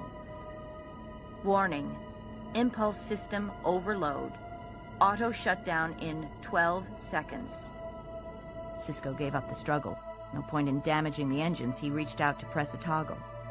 Disengaging engines. I'm picking up an atmosphere, Benjamin. Inside a wormhole? She glanced back at her screen. Capable of supporting life. She and Sisko were suddenly thrown forward in their chair by the impact. The runabout shuddered once, briefly, then grew still. Dax checked her instruments. We've landed. On what? For some curious reason, he remembered the dream he'd had the night before he'd arrived at the station, and the sense of mystery, the sense of coming home. Together, he and Dax stepped out of the tiny craft.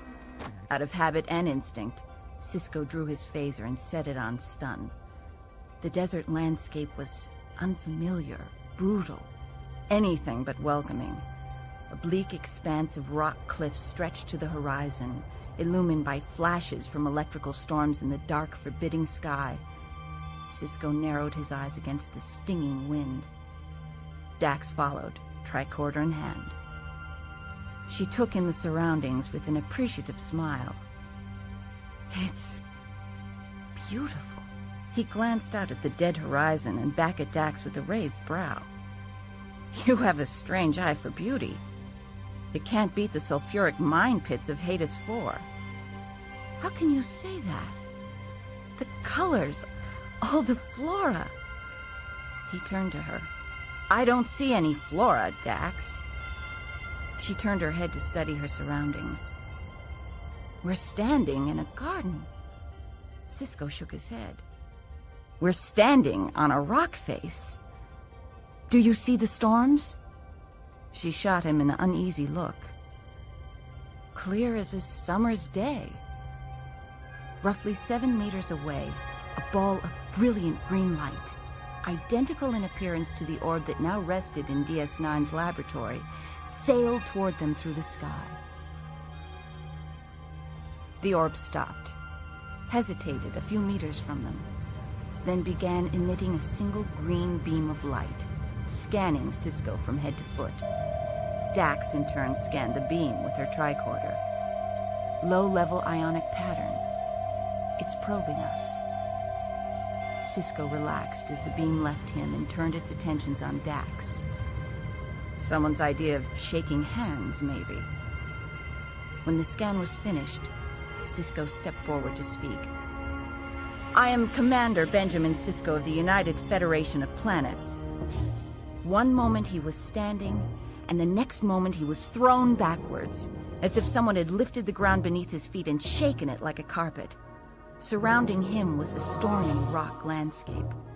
But as he looked at Dax, he saw the garden, deep green foliage and bright flowers collapsing around her into a spinning ball of green light. He shouted to her, but the winds around him increased, swallowing his words. Light surrounded him, engulfing him until nothing remained but white light and furious storms. He struggled, felt himself sink into the light as if he were drowning in quicksand. Nearby, the green light coalesced into an orb, completely enveloping Dax. It sped into the dark, treacherous sky, carrying her with it.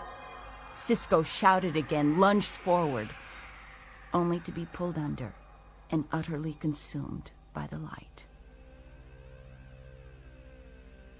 At Ops, O'Brien studied his readouts and did his best not to react to the fact that the vessel bearing his new captain had just disappeared.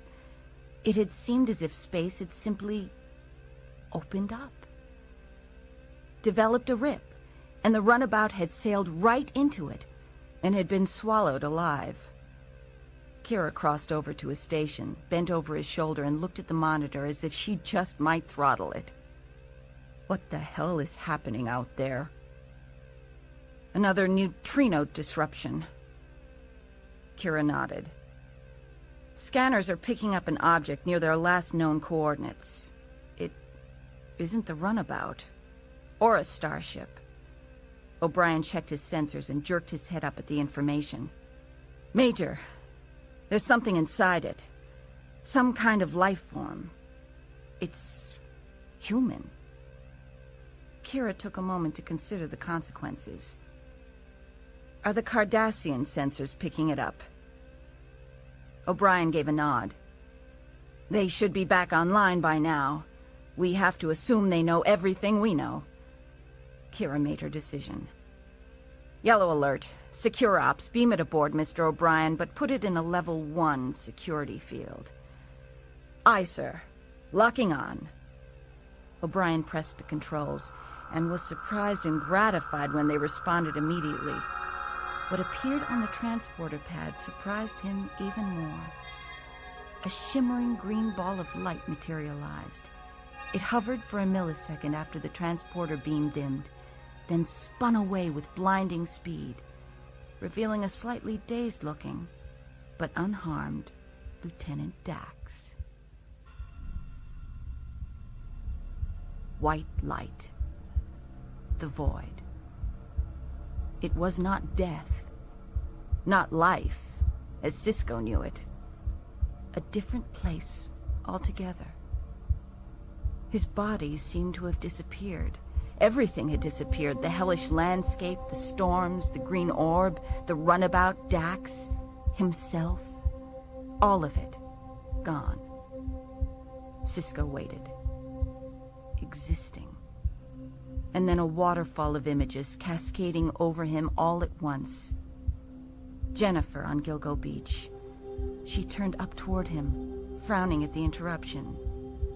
On the Saratoga, staring down at his own helpless hands. Suddenly, wearing a catcher's mitt, feeling the solid, satisfying slap of a baseball right in the center. Picard's face gone slack. In those eyes, the smoldering ghosts of the Saratoga. The sting of smoke in his lungs, his eyes, the deck ripped asunder, flames shooting up from the level below. Who are you?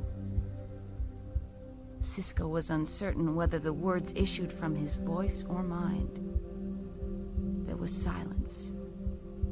Then another tide of emotion and memory overwhelmed him. The feel of Jennifer's lips soft against his, Opaka's gentle fingertips against his face, Jake's shy Jennifer grin, fishing pole in his hand. Who are you? Sisko drew in a lungful of air and tasted sea. He stared down at his bare feet and saw that he stood on the edge of a beach blanket. Jennifer rolled onto her side, dark brows knit tightly above a pair of sunglasses. She spoke. It is corporeal, a physical entity. Sisko saw Jennifer and knew it was not Jennifer. What did you say? Reality shifted so suddenly he reeled. In the Enterprise observation lounge, Picard smiled, rose, extended a hand. It is responding to visual and auditory stimuli. Linguistic communication. Sisko felt a surge of hope. Yes, linguistic communication. Are you capable of communicating with me? Reality reeled again. Opaka cupped his face in her hand. Why do you harm us? Sisko's pulse quickened with excitement at the realization that he had established direct communication at last. I don't wish to harm anyone. On the main bridge view screen of the Saratoga, Locutus spoke in Picard's voice, but lifeless, grating, mechanical. You deceive us. No. I'm telling you the truth. Sisko turned, distracted to find himself surrounded by the Saratoga's crew. Rannoch, Tamamota, Captain Storrell. Yet, knowing all of them were aliens. The holodeck fishing pond, Jake, swinging his legs above the water, turning to Sisko with a frankly curious gaze. What are you? The Jake alien tilted his head, puzzled. Earth? Sisko gestured at their surroundings. This is what my planet looks like. The Jake alien looked around, clearly unable to appreciate what he was seeing. Sisko tried again. You and I are very different species. It will take time for us to understand one another. The Jake alien looked bewildered. Time. What is this time?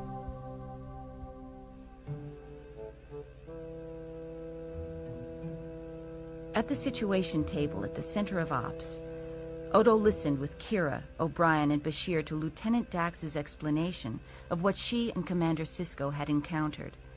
As head of station security, Odo's presence was not required at such a briefing, but he had a very good personal reason for paying careful attention to what Dax had to say. He was not the only one excited by Dax's report of a stable wormhole. Kira also leaned forward with keen interest. Navigational sensors will be useless. We won't be able to retrace the route to Benjamin's location. O'Brien nodded. Now that we know it's a wormhole, we can use a field density compensator. Dax hesitated. It's not an ordinary wormhole. My analysis suggests it isn't even a natural phenomenon. Odo stiffened at this news. Was it possible that his own people were somehow involved? Bashir marveled. Not natural? You mean it was constructed? Dax gave a single, graceful nod. It's very possible that whoever made the orbs also created this wormhole. A look of amazement crossed Kira's face, and she murmured to herself, "The Celestial Temple." She straightened defensively when Odo shot her a curious glance. O'Brien interrupted. The Cardassians are leaving their position, on a course toward the Denorius Belt. Kira stood, frowning. What would it take to move this station to the mouth of the wormhole? O'Brien's jaw dropped open at the concept. This isn't a starship, Major. We've got 6 working thrusters to power us, and that's it. A 160 million kilometer trip would take 2 months. We've got to be there tomorrow. O'Brien shook his head. Well, that's not possible, sir. Find me a Class 6 starship to tow us. Kira was implacable. Find another way. That wormhole might just reshape the future of this entire quadrant. The Bajorans have to stake a claim to it. She slapped the table with her palm, paced a few steps out of sheer frustration, and wheeled to face O'Brien again.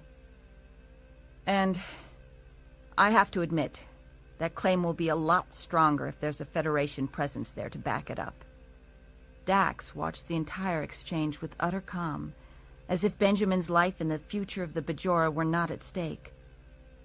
Couldn't you modify the subspace field output of the deflector generators just enough to create a low-level field around the station? O'Brien frowned at her, but his expression quickly metamorphosed into one of dawning revelation. So we could lower the inertial mass? Dax nodded, pleased. If you could make the station lighter, those 6 thrusters would be all the power we would need. Might just work, Lieutenant, but this whole station could break apart like an egg if it doesn't. Dax sighed in acknowledgement. Even if it does work, we're going to need help from Starfleet once we get there. O'Brien turned to Dax. The Enterprise is still the nearest starship. It would take them 2 days to get here. Dax gave him a look that said, "What other choice do we have?"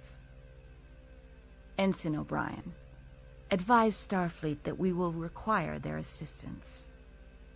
O'Brien nodded and turned his attention to his panel. Kira started for the corridor, looking over one shoulder at the still-seated group. "You have ops, Mr. O'Brien. I'm leading the rescue mission. Lieutenant Dax, you're with me." "You too, Doc. Time to be a hero." Unbidden, Odo followed, catching up to them. Kira noticed, and began a gentler-than-usual rebuke. "Constable." He did not let her finish. "This is a security matter. I'm in charge of security." Kira stopped at the turbolift, pressed a control, folded her arms. "Security here, on the station. I can't justify taking you into this wormhole. We don't know what we're dealing with in there. It could be hostile." Odo sensed her hesitation and persisted. "Major, I was found in the Denorius Belt. I don't know where I came from. No idea if there are any others like me. All my life, I've been forced to pass myself off as one of you, always wondering who I really am. The answers to a lot of my questions may be somewhere on the other side of that wormhole." The doors parted as the lift arrived. Odo walked past Kira into the waiting lift. "You coming?"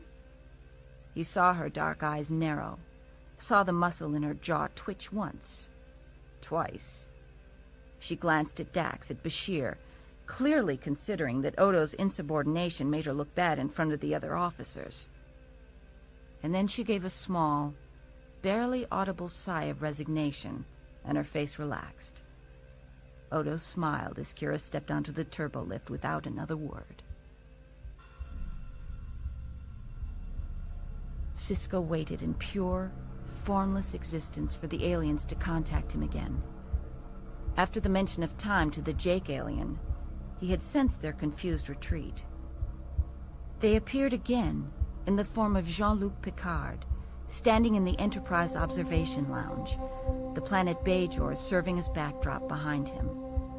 Picard gazed at him mistrustfully. "The creature must be destroyed before it destroys us." The scene shifted to the main view screen on the Saratoga, the cutis, flesh and metal. It is malevolent. Once again, the Enterprise observation lounge, with Deep Space Nine now appearing in the observation window, Picard spoke with a voice grown infinitely cool and remote. "It must be destroyed." Sisko started at the sight of his body in his Starfleet uniform, at the realization that he was physically sitting in the observation lounge in the seat beside Picard's. He touched the chair, felt fabric beneath his fingers. He leaned forward, desperate to convince the alien Picard of his sincerity. "I'm not your enemy. I've been sent here by people you contacted with your devices, your orbs." Picard, with cold disbelief, rose, clasped his hands behind him and walked over to the observation window as if eager to put distance between himself and the human. We seek contact with other life forms, not corporeal creatures who would annihilate us. Sisko stood, breaking the pattern of the past. I have not come to annihilate anyone. Suddenly, around him, 100 flames were shining in the dark stone chamber beneath the monastery. Kai Opaka tenderly withdrew her hand from Sisko's cheek. Can you not see the damage you have already done? If I have caused you any harm, I deeply regret it. I am here only to find those who sent the orbs. Opaka considered this, her black pupils reflecting 1,000 flickering lights. For what purpose? To establish peaceful relations, as we have with hundreds of other species. She shrank from him mistrustfully. Hundreds of other corporeal species? But before he could answer, Sisko was again on the Saratoga's bridge, sitting in the chair next to Captain Storrell. Ensign Tamamota swiveled from her navigation console to face him accusingly. This creature will lead them here. They will annihilate us. Sisko looked for help from Captain Storrell. The Vulcan regarded him calmly, then turned to face the main view screen as the image of Locutus opened its mouth. 1,000,000 echoing voices spoke as one. Destroy it now. Sisko propelled himself from his chair toward the view screen, shouting at the Borg-human hybrid. My species respects life above all else. Can you say the same? If you are going to destroy me, at least know who it is you destroy. Storrell faced him calmly and lifted a brow in mild annoyance. Sisko felt a glimmer of pain at the familiar gesture. We know all that we need to know. You endanger our domain. Sisko turned toward his dead shipmates. I do not understand the threat I bring to you. But I am not your enemy. Allow me to prove it. Rannoch swiveled from his console. Prove it? Sisko hesitated. It can be argued that a human is ultimately the sum of his experiences. Jake, squinting in the sun, turned his attention away from his fishing pole. Experiences? What is this? Memories, events from my past, like this one. The alien Jake scrunched his forehead and broke the surface of the blue pond with one dangling toe, watching as the ripples spread outward into infinity. Past? Jake blinked at him, absolutely stymied. What came before now is no different than what is now, or what is to come. It's one's existence. Sisko drew in a breath of amazement as he crouched beside the child, suddenly understanding. Then, for you, there is no linear time. Stretched out on the blanket, Jennifer lowered her sunglasses with a slender finger and stared at him over the rim. Linear time? What is this? Sisko set down the tray of lemonades in the sand and leaned toward her. My species lives in one point in time, and once we move beyond that point, it becomes the past, the future. All that is still to come does not exist yet for us. That is the nature of a linear existence, and if you examine it more closely, you will see that you do not need to fear me. He looked into those familiar brown eyes, flecked with gold, and saw through them for an instant to the alien presence beneath, to the hesitation, the fear. And Sisko waited. O'Brien was left at ops with a handful of Bajoran techs, far too much recalcitrant Cardi technology, and a good deal of worry about whether they could get DS9 moving out of orbit and heading towards a wormhole. Damn it. Computer, analyze subspace field integrity. Power frequency imbalance is preventing field closure. Add reactor 3 to the power grid. O'Brien hurried to his monitor and watched a schematic of the station as the warp field almost enclosed it, then failed, dissolving. Partial field established. Partial field. Is the station's inertial mass low enough to break orbit? Procedure is not recommended at this time. O'Brien felt a muscle in his jaw begin to twitch. Damn it. I didn't ask for an opinion. Just tell me whether or not we can get enough thrust with only a partial field established. Affirmative. All right. Initiate transit mode. 3-axis stabilization. Engage. He checked his monitor and saw from the schematic that the thrusters were indeed firing. The deck beneath his feet began to vibrate. The stars in the overhead observation windows began to shift slowly. They were moving, breaking orbit. O'Brien moved to his monitors and began checking readouts. Warning.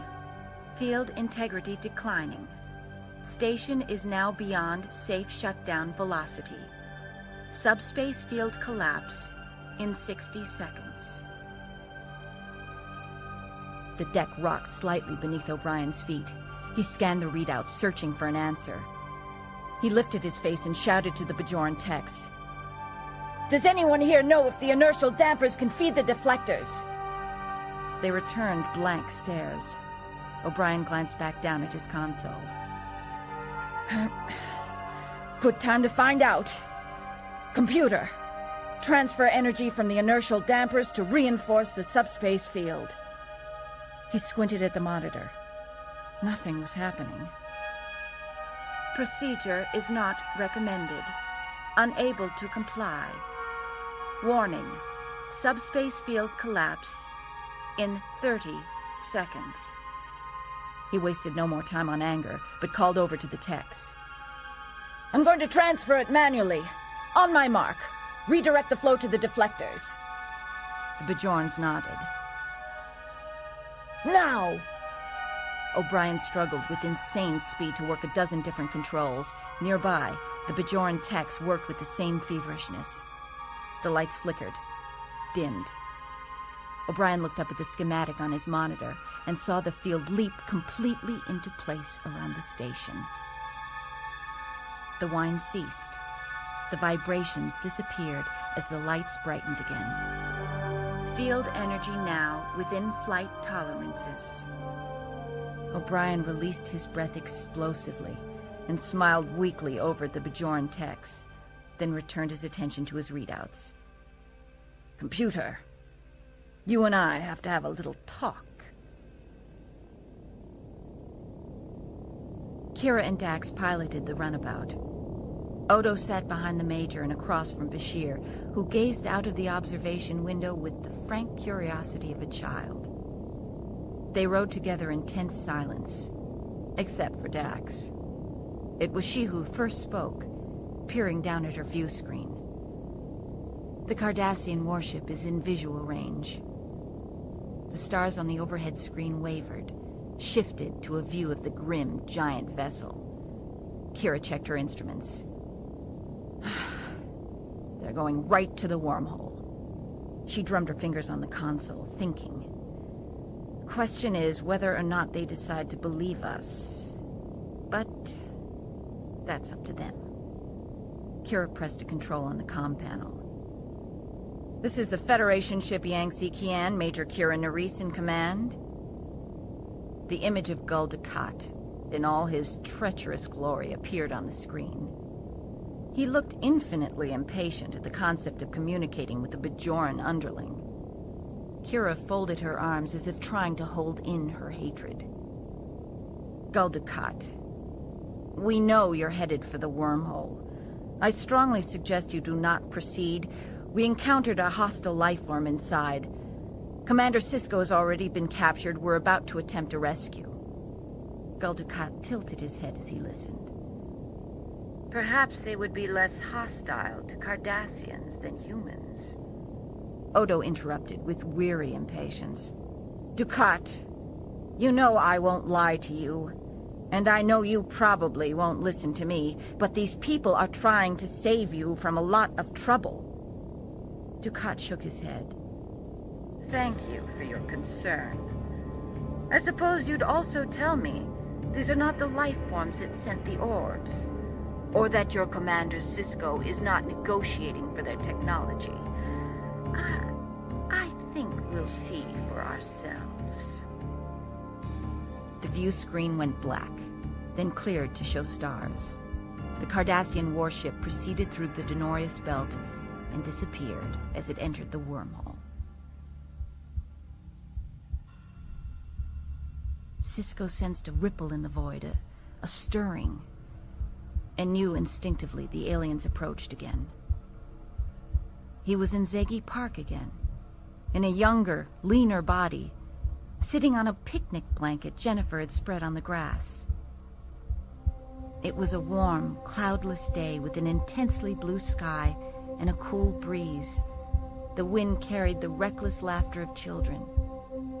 Jennifer lay cradled in his arms, breathing and warm and alive. She stirred in his arms, pointed to herself. Jennifer. The illusion was shattered. He pulled away from her, withdrew his arms quickly. Yes, that was her name. The alien with Jennifer's voice looked at him. She is part of your existence. Sisko looked away, out at the sunny horizon. She is part of my past. She's no longer alive. The alien considered this. Sisko half turned and saw the confusion on her face. He sighed. I lost her some time ago. Lost?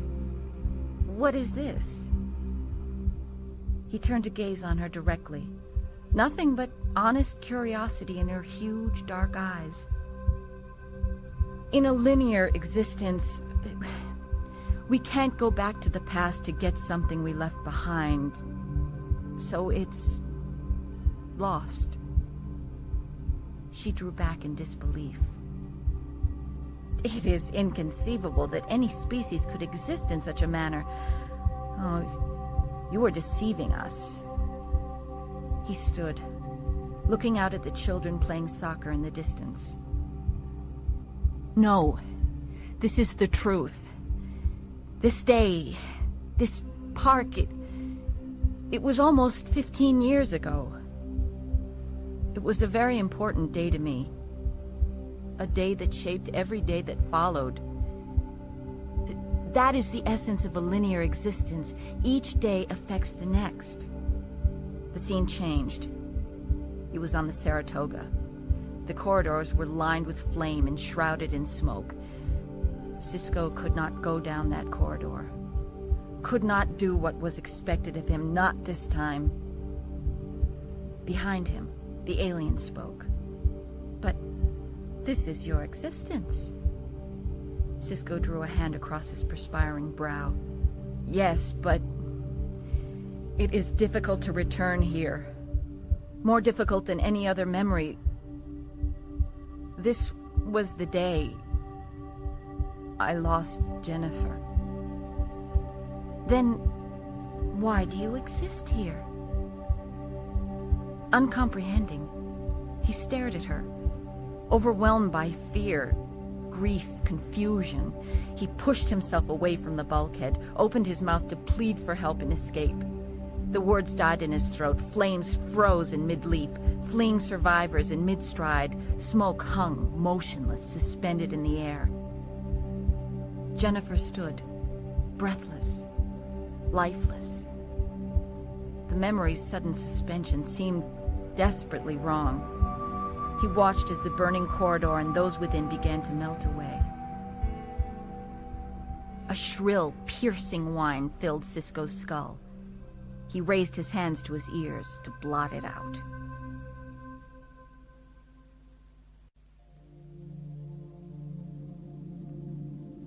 Ducat relaxed back in his chair and enjoyed the flickering circus of light surrounding the warship with a sense of utter victory. The Empire would name this wormhole after him, would find a way to suitably reward him. The light cleared and gave way to stars. Gul Dukat, we have reached the Gamma Quadrant. Very good. Come about and prepare to re-enter the wormhole. He watched the stars shift slowly as the great vessel turned 180 degrees to face the wormhole once again, its entrance still illumined with soft, flickering rainbow light. Then before him, the wormhole shattered into a million points of light and was gone. Aboard the runabout, O'Brien's voice filtered through the comm panel. Are you sure it collapsed? It could have withdrawn deeper into subspace. Dax clearly heard the desperation all of them felt. She worked swiftly to take sensor readings of the area. We haven't found any indication of that, but we're still checking. Should I turn the station around and go back? Major Kira leaned forward over the control panel, her short dark hair falling forward against her cheek, her eyes burning with intensity. She was struggling to suppress the feelings of despair over the loss of Benjamin, and more. The wormhole meant the economic salvation of her people. What's your position? I'll be at your coordinates in less than 3 hours. Uncertainty flickered in Kira's dark eyes for a millisecond, then was replaced by utter determination. Maintain your course. We'll rendezvous here. By then, our scan should be complete. None of them wanted to yield to hopelessness, to give up on Benjamin, on the wormhole, this soon. O'Brien's voice revealed his relief. Aye, sir. By the way, we've been getting queries from the Cardassians since their ship disappeared from the sensor field. Odo spoke, his tone colorless, humorless. They'll see Gul Dukat in about 60 or 70 years if he starts back right away. Sisko lingered in the void. Despite the horror of returning to the scene of dying Saratoga, Sisko felt a deep sense of loneliness at the alien's disappearance. Talk to me. Are you still there? Jennifer appeared, clad again in bathing suit and sunglasses. She approached solemnly. More if you're kind. He struggled to understand. Another ship? In the wormhole? She tipped the sunglasses down with a finger and stared over the rim. Wormhole? What is this? It is how we describe the kind of passage that brought me here. Jennifer vanished. Sisko stood once again in the Enterprise observation lounge, arms clasped behind his back. Captain Picard turned from the window, his expression tight and disapproving. It has been terminated. Sisko shuddered with a sudden chill. Terminated? The scene shifted to the bridge of the Saratoga. Locutus was on the main view screen. Our existence is disrupted whenever one of you enters the passage. Ensign Tamamota turned from her console and faced Sisko. Your linear nature is inherently destructive. You have no regard for the consequences of your acts. Sisko raised his voice in protest. That's not true. We're aware that every choice we make has a consequence. Suddenly, the fishing pond, the trees, the shade, Jake dangling his legs in the water. The boy was frowning. Then how can you take responsibility for your actions? Sisko was weary of explaining, but unwilling to surrender. We use past experience to guide us. For Jennifer and me, all the experiences in our lives prepared us for the day we met on the beach and helped us recognize that we had a future together. When we married, we accepted all the consequences of that act, whatever they might be, including the consequence of you. The boy drew back, puzzled. Me? My son, Jake. In sickbay, newborn Jake, swaddled in a blanket, nestled in his father's arms. Sisko grinned from ear to ear. He turned and looked over to see Jennifer, flushed and exhausted. She whispered, "The child with Jennifer. Linear procreation?" Sisko nodded with excitement. She was beginning to understand. Yes, Jake is a continuation of our family. Sisko was now on the pitcher's mound. He snapped his arm gracefully and hurled a perfect fastball at the batter, who swung at the air. The ball smacked into the catcher's, Jake's, glove. It's a game that Jake and I play on the holodeck. It's called baseball. Jake rose out of his crouch behind home plate, took off the catcher's mask and stared at it curiously. He tossed the ball to his father. Baseball? What is this? Sisko caught the ball in his glove. I was afraid you'd ask that. Well, here goes. I throw the ball to you, and this other player stands between us with a stick, a bat, and he tries to hit the ball in between these two white lines. The batter might swing and miss. He might hit it. You never know. You try to anticipate, set a strategy for all the possibilities as best you can, but in the end, it all comes down to throwing one pitch after another and seeing what happens. With each new consequence, the game begins to take shape. In fact, the game wouldn't be worth playing if we knew what was going to happen. Jake squinted in disbelief. You value your ignorance of what is to come? Sisko nodded, driving home his point. That may be the most important thing to understand about humans. It is the unknown that defines our existence. We explore our lives day by day, and we explore the galaxy. That is why I'm here. Not to conquer you, but to coexist and learn. Jake ran the back of his hand across his forehead, wiping away perspiration. Sisko waited, hopeful for a response, and glanced back down at the baseball in his grasp. The ball had disappeared. Sisko gasped and recoiled from the sight of his hands scorched and bloody. He was in his quarters aboard Saratoga, Rannoch beside him, the deck ripped asunder, flames shooting up from below. Jake, unconscious, and peeking out from the edge of the scorched bulkhead, Jennifer's lifeless hand. He heard Rannoch's voice over the crackling of the flames. If all you say is true, why do you exist here? Sisko stared at him wildly, beyond understanding.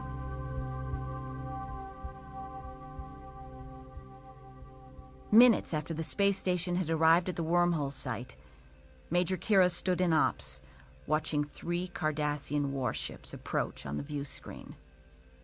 She was not surprised. She knew the Cardassian mind well. She had grown up under their rule in a refugee camp after seeing her home, her family destroyed. She had known this would happen. Surrounding her, at their stations, O'Brien, Dax, Odo, and Bashir waited for direction. Mr. O'Brien, can you establish a high-energy Thoron field before they get into sensor range? I don't want them to be able to scan our defense systems. Aye, sir. Dax turned to Kira. They're hailing us. Kira turned her attention back to the site of the warships. The image before her flickered, became that of a Cardassian commander in his ready room. Balding, slightly plump, he studied his nails, then glanced at Kira with unmasked contempt. May I speak with the Starfleet commander? He's not available. The Cardassian's full upper lip curled slightly. I'm not used to talking to Bajoran majors. I'm all you've got.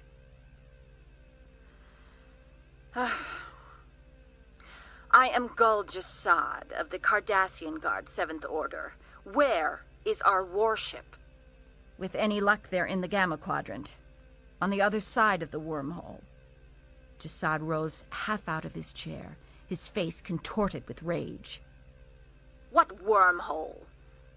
Our sensors show no indication of a wormhole in this sector. Kira played the game. That's because it just collapsed.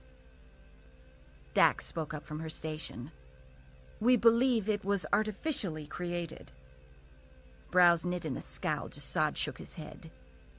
You expect me to believe that someone created a wormhole and now conveniently disassembled it? Jasad's image disappeared abruptly, replaced by that of his warship. O'Brien called to Kira. They're powering up their forward phasers. Kira looked at O'Brien. Red alert. Shields up. O'Brien began working his panels. What shields? I can transfer all available power to establish partial shields around critical areas, but if they hit the docking ring, we'll sustain heavy damage.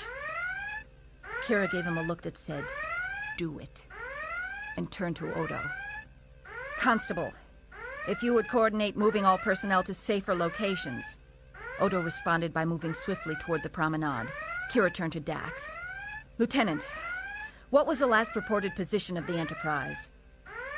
At least 20 hours away.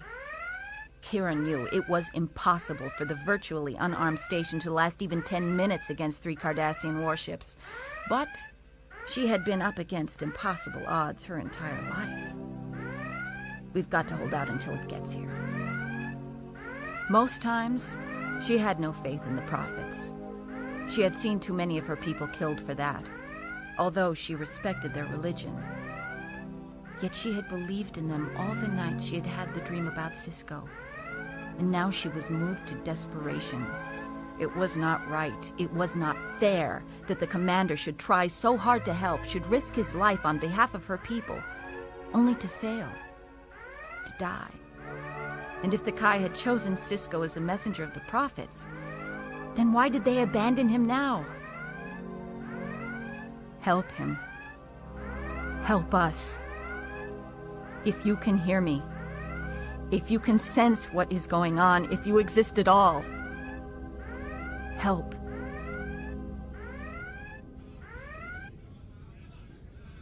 On the promenade, Odo spoke in a voice loud enough for the passing pedestrians to take notice. Everyone is to evacuate this area and proceed to the central market area.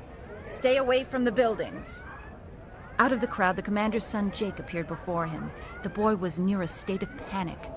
Wait, my dad, I know he went out on the runabout. Is he back yet? A glimmer of discomfort crossed the shapeshifter's face. I don't have time for this. A memory surfaced unbidden in Jake's mind. Him, 3 years younger, and glancing up that last day aboard the Saratoga to see the wall burst into flames and come hurtling down toward him. He felt suddenly near tears. Please, Constable, has my dad come back? Odo hesitated, his expression unreadable. No. The runabout has disappeared inside the wormhole. Jake was unable to comprehend, to make sense of anything except the clutching fear. Please, move to the evacuation area. Odo hurried off before Jake could ask any more questions. Jake stood, numbed by the realization. Dad and the runabout were lost, which meant they might not ever be found. He glanced up at the tug on his sleeve. The Ferengi boy Nog was looking at him with an odd mixture of impatience and compassion. Come on, Jake. We have to go.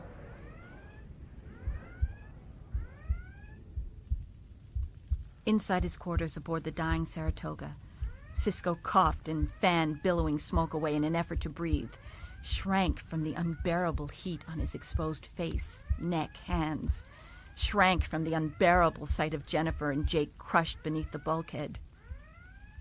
I told you, I didn't want to be here. What's the point of bringing me back again to this? Rannoch's pale blue face undulated in the heat waves thrown off by the fire.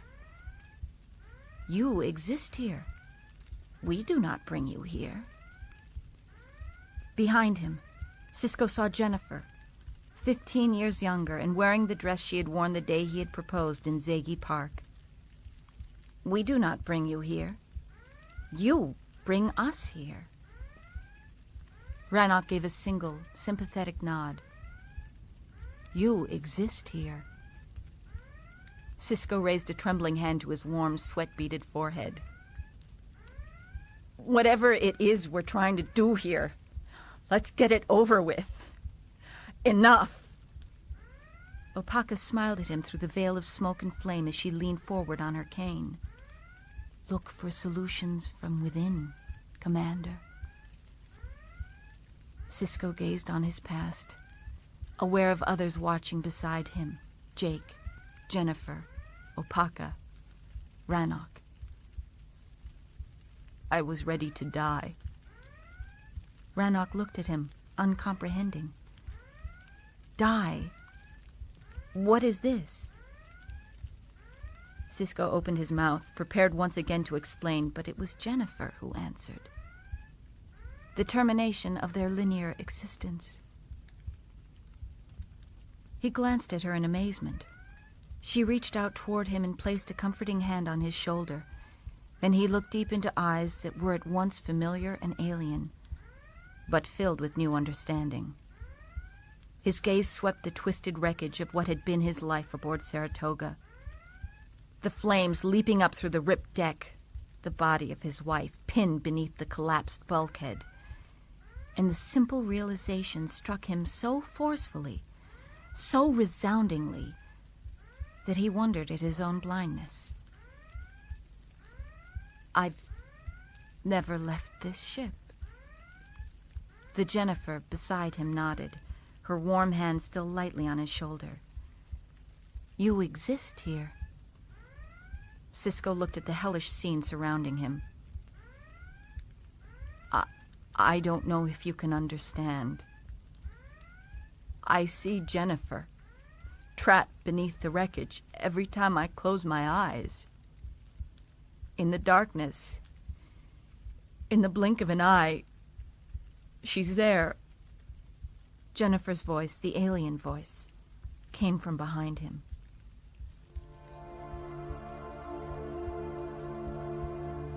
None of your past experiences help prepare you for this consequence. Sisko shook his head, slowly. And I've never figured out how to live without her. The Jennifer alien moved beside him.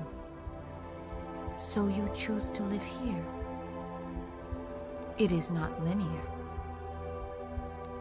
A wave of emotion swept over him, and at last broke. No, it's not linear. Sisko knelt in the wreckage and wept amid the flames. The alien stood quietly as he grieved. There were no more questions left. No longer any need for words. The Jake alien graced him with a faint smile and a look of compassionate understanding. Sisko wiped the tears from his cheeks and returned the smile with gratitude.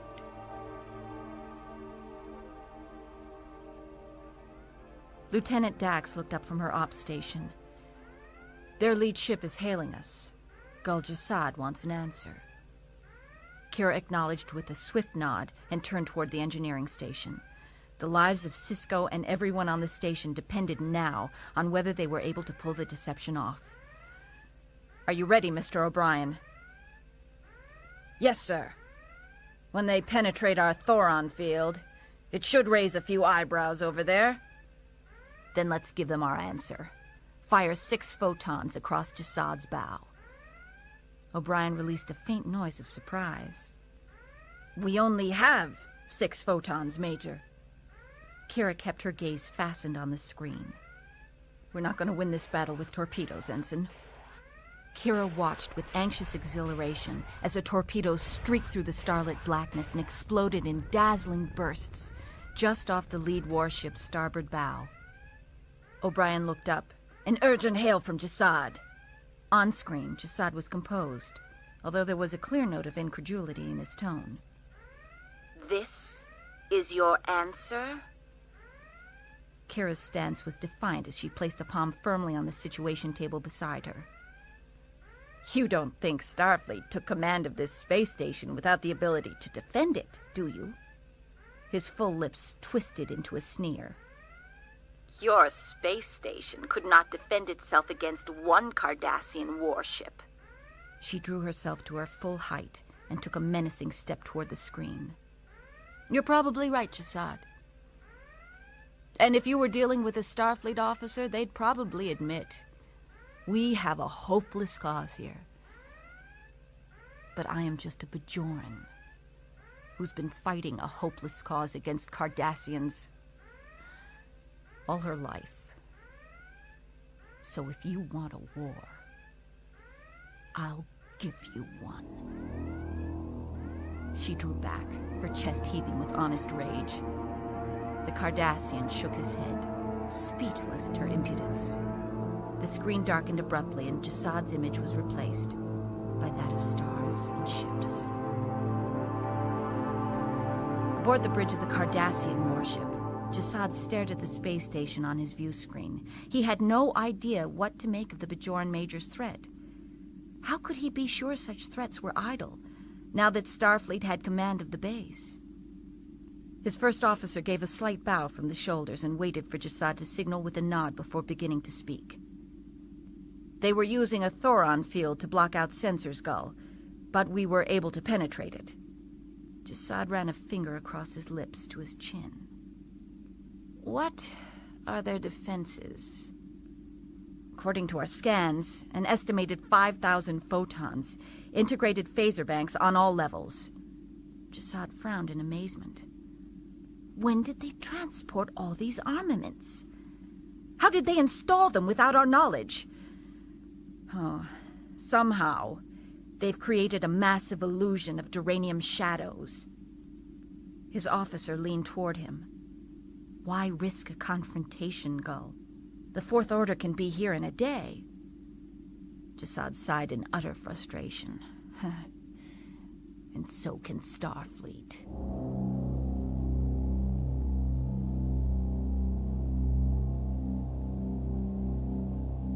On Deep Space Nine, Bashir turned toward Dax as if to clasp her in joy. They went for it! We've done it! Frowning faintly at her console, Dax addressed Kira.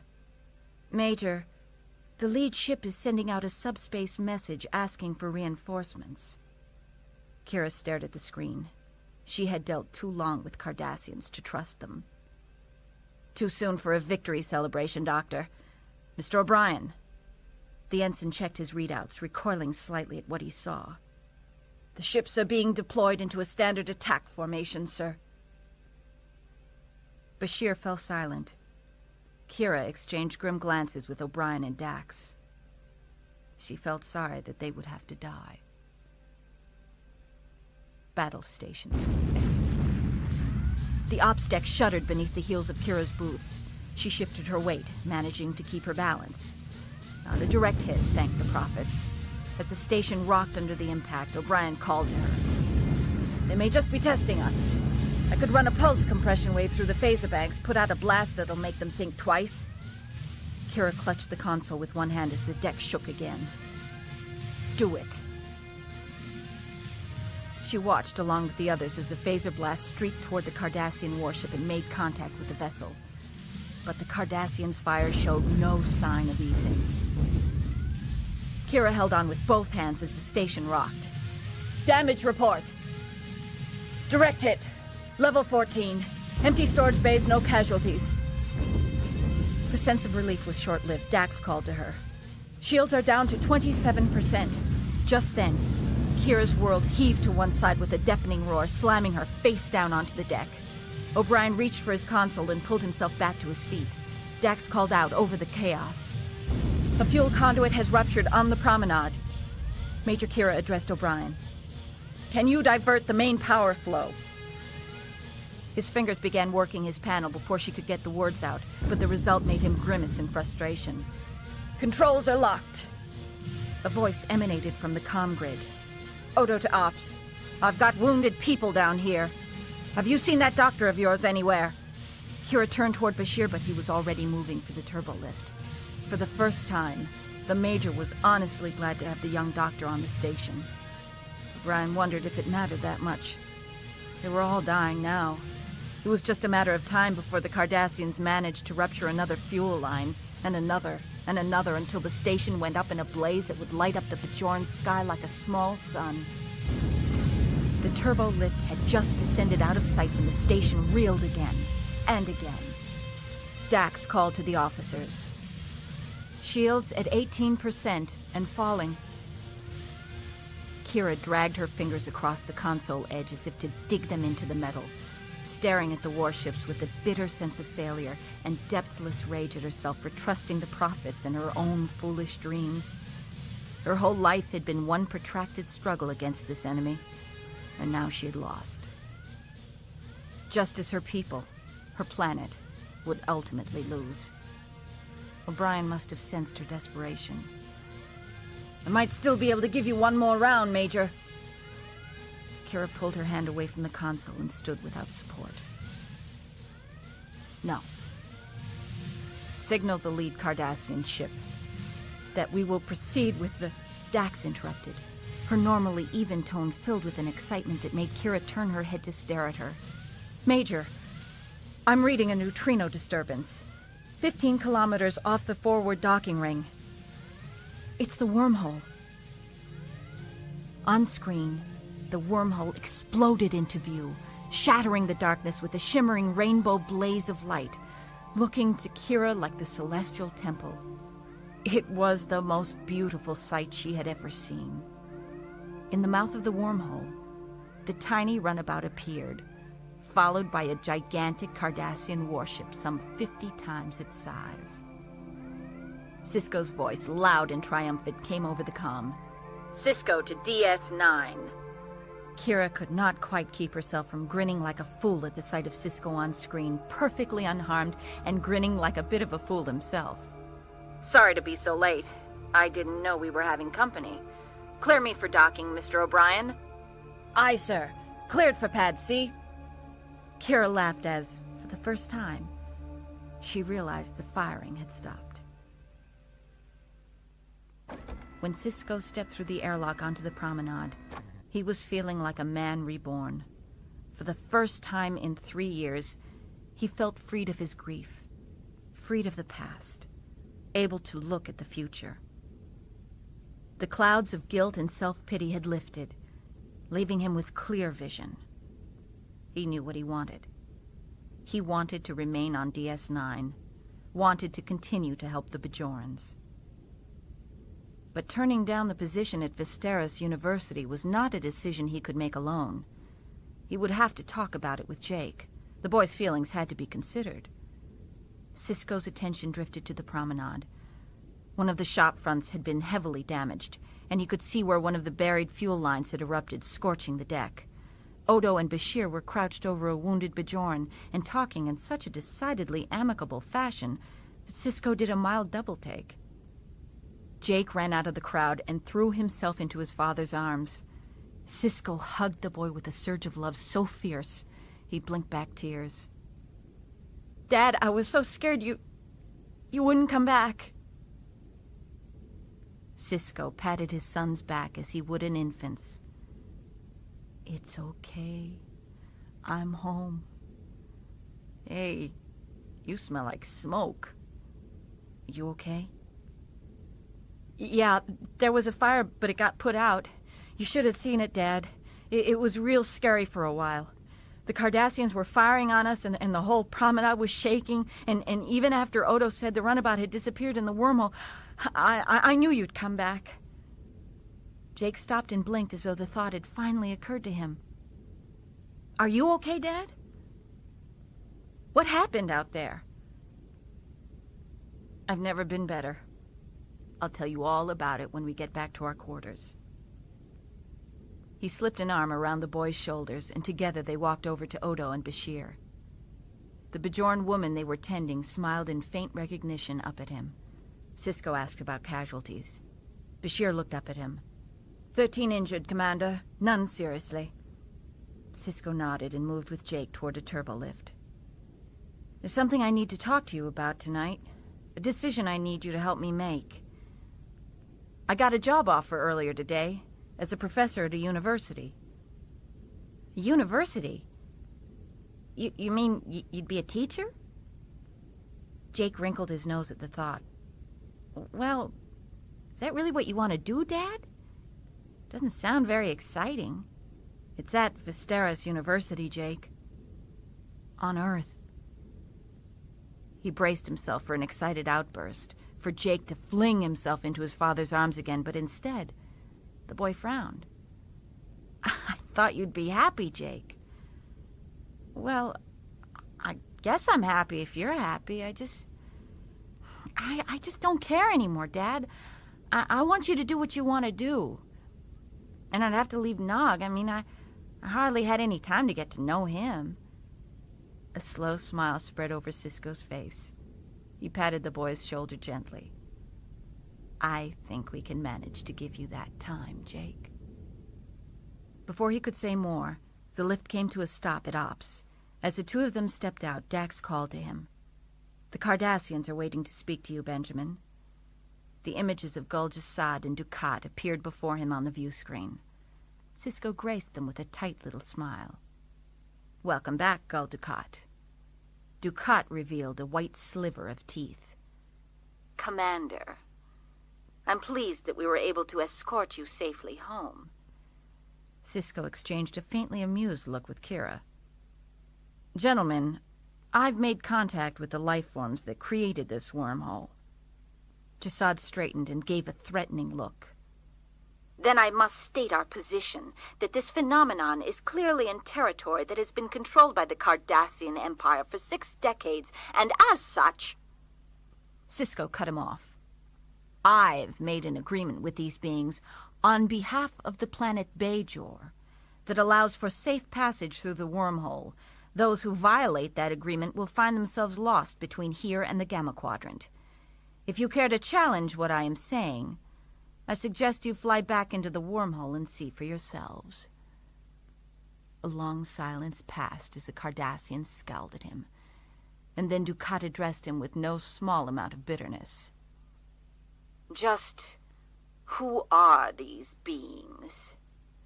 Sisko opened his mouth to begin a long explanation, then stopped and smiled faintly as a simpler, truer answer occurred to him.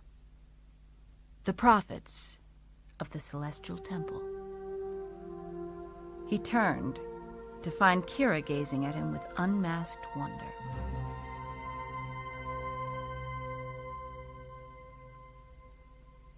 The following day, the Enterprise returned, and Jean-Luc Picard requested permission to board the space station and hear firsthand from Sisko what had happened.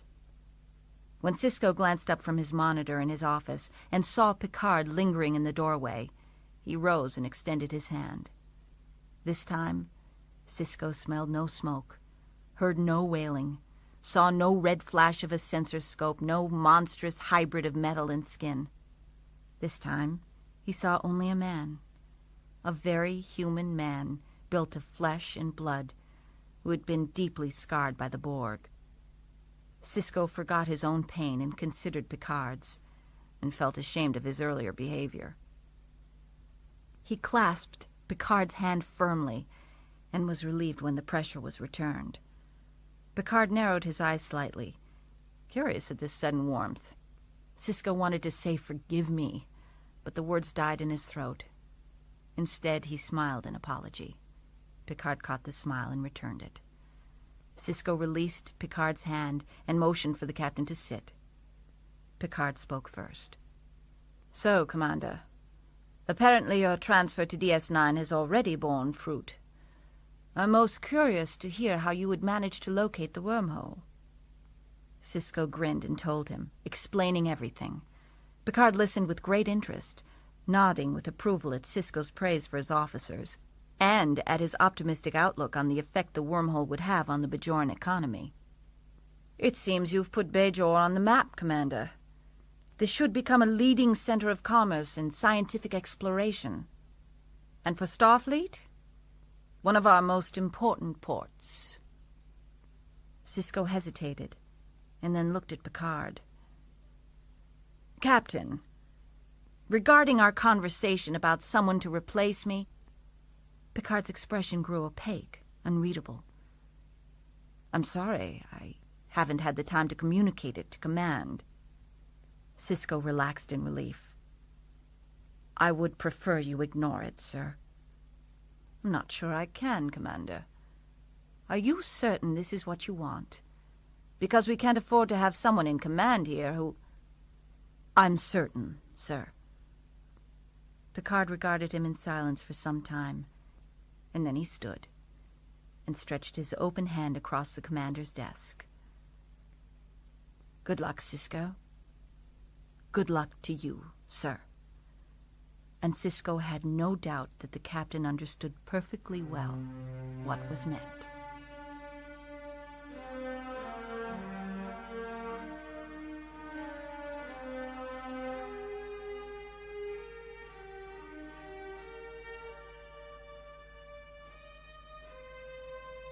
Sisko transported planetside alone, save for a very special burden, carefully hidden from sight in its receptacle. This time, as he walked down Bajor's streets, his attention was drawn not to the destroyed buildings, but to the signs of rebuilding, of new life. Shopkeepers had set up an open-air market in the square near the temple, and the air was filled with the voices of haggling merchants and buyers. In the distance, the Aubergine Mountains stood, serene and breathtakingly beautiful. Sisko came to the entrance of the great stone temple and paused before stepping from the bright sunlight into the cool shadows. A young monk appeared almost immediately and bowed from the shoulders. "Commander, welcome." Sisko smiled, returned the bow. The monk turned and strode briskly through the great, echoing chamber. Sisko followed. The exterior walls had been patched, and monks now worked on restoring the interior ones. Opaka stepped forward out of the darkness. Her smile was as radiant as Sisko's own. "Commander Sisko, I see you have brought us yet another gift." Sisko laughed aloud. "No, Opaka, just returning one you gave me." He followed her to the reflecting pool holograph, and together they went downstairs into the secret chamber. Opaka gently took the ark from him and placed it on the shelf. Sisko smiled faintly. 14 planets have already contacted us about opening trade routes through Bajoran space. Opaka nodded as she turned to him. "The profits have been generous." He moved toward her, eager to tell of the amazing, timeless beings within the wormhole. "I have a lot to tell you about your profits, Opaka." She silenced him with a wave. "Does it surprise you that I do not wish to hear?" He drew back, disappointed at not being able to share all that he had learned. But then he considered her point of view and gave her a small, understanding smile. She returned it with relief. "Perhaps that is why a disbeliever was destined to seek them. One should never look into the eyes of her own gods." Sisko nodded and sighed at the memory. It was Quite a journey. She took a step toward him and reached for his jaw with gentle fingers, tracing her way up to his ear. This time, he relaxed and did not recoil from her touch, and felt no pain.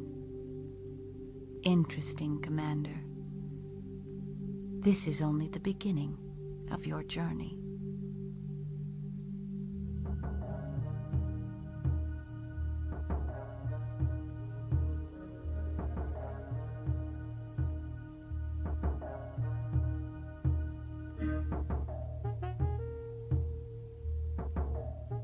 Star Trek Deep Space Nine, Emissary, was performed by Nana Visitor. The novelization was by J.M. Dillard, based on the teleplay by Michael Piller. Story by Rick Berman and Michael Piller. It was abridged for audio by George Truitt and directed by Bob Walter. Post-production by Stephen Erickson. Original music was composed by Carl Sharif, Sam McCallie, Eve Beglarian, Richard Emmett, and Carl Schurtz. Theme music from the Star Trek television series was composed by Alexander Courage and Gene Roddenberry and used courtesy of Bruin Music. The associate producers were Linda Woolman and Jan Werner. Deep Space Nine, Emissary, was produced by Karen Frillman.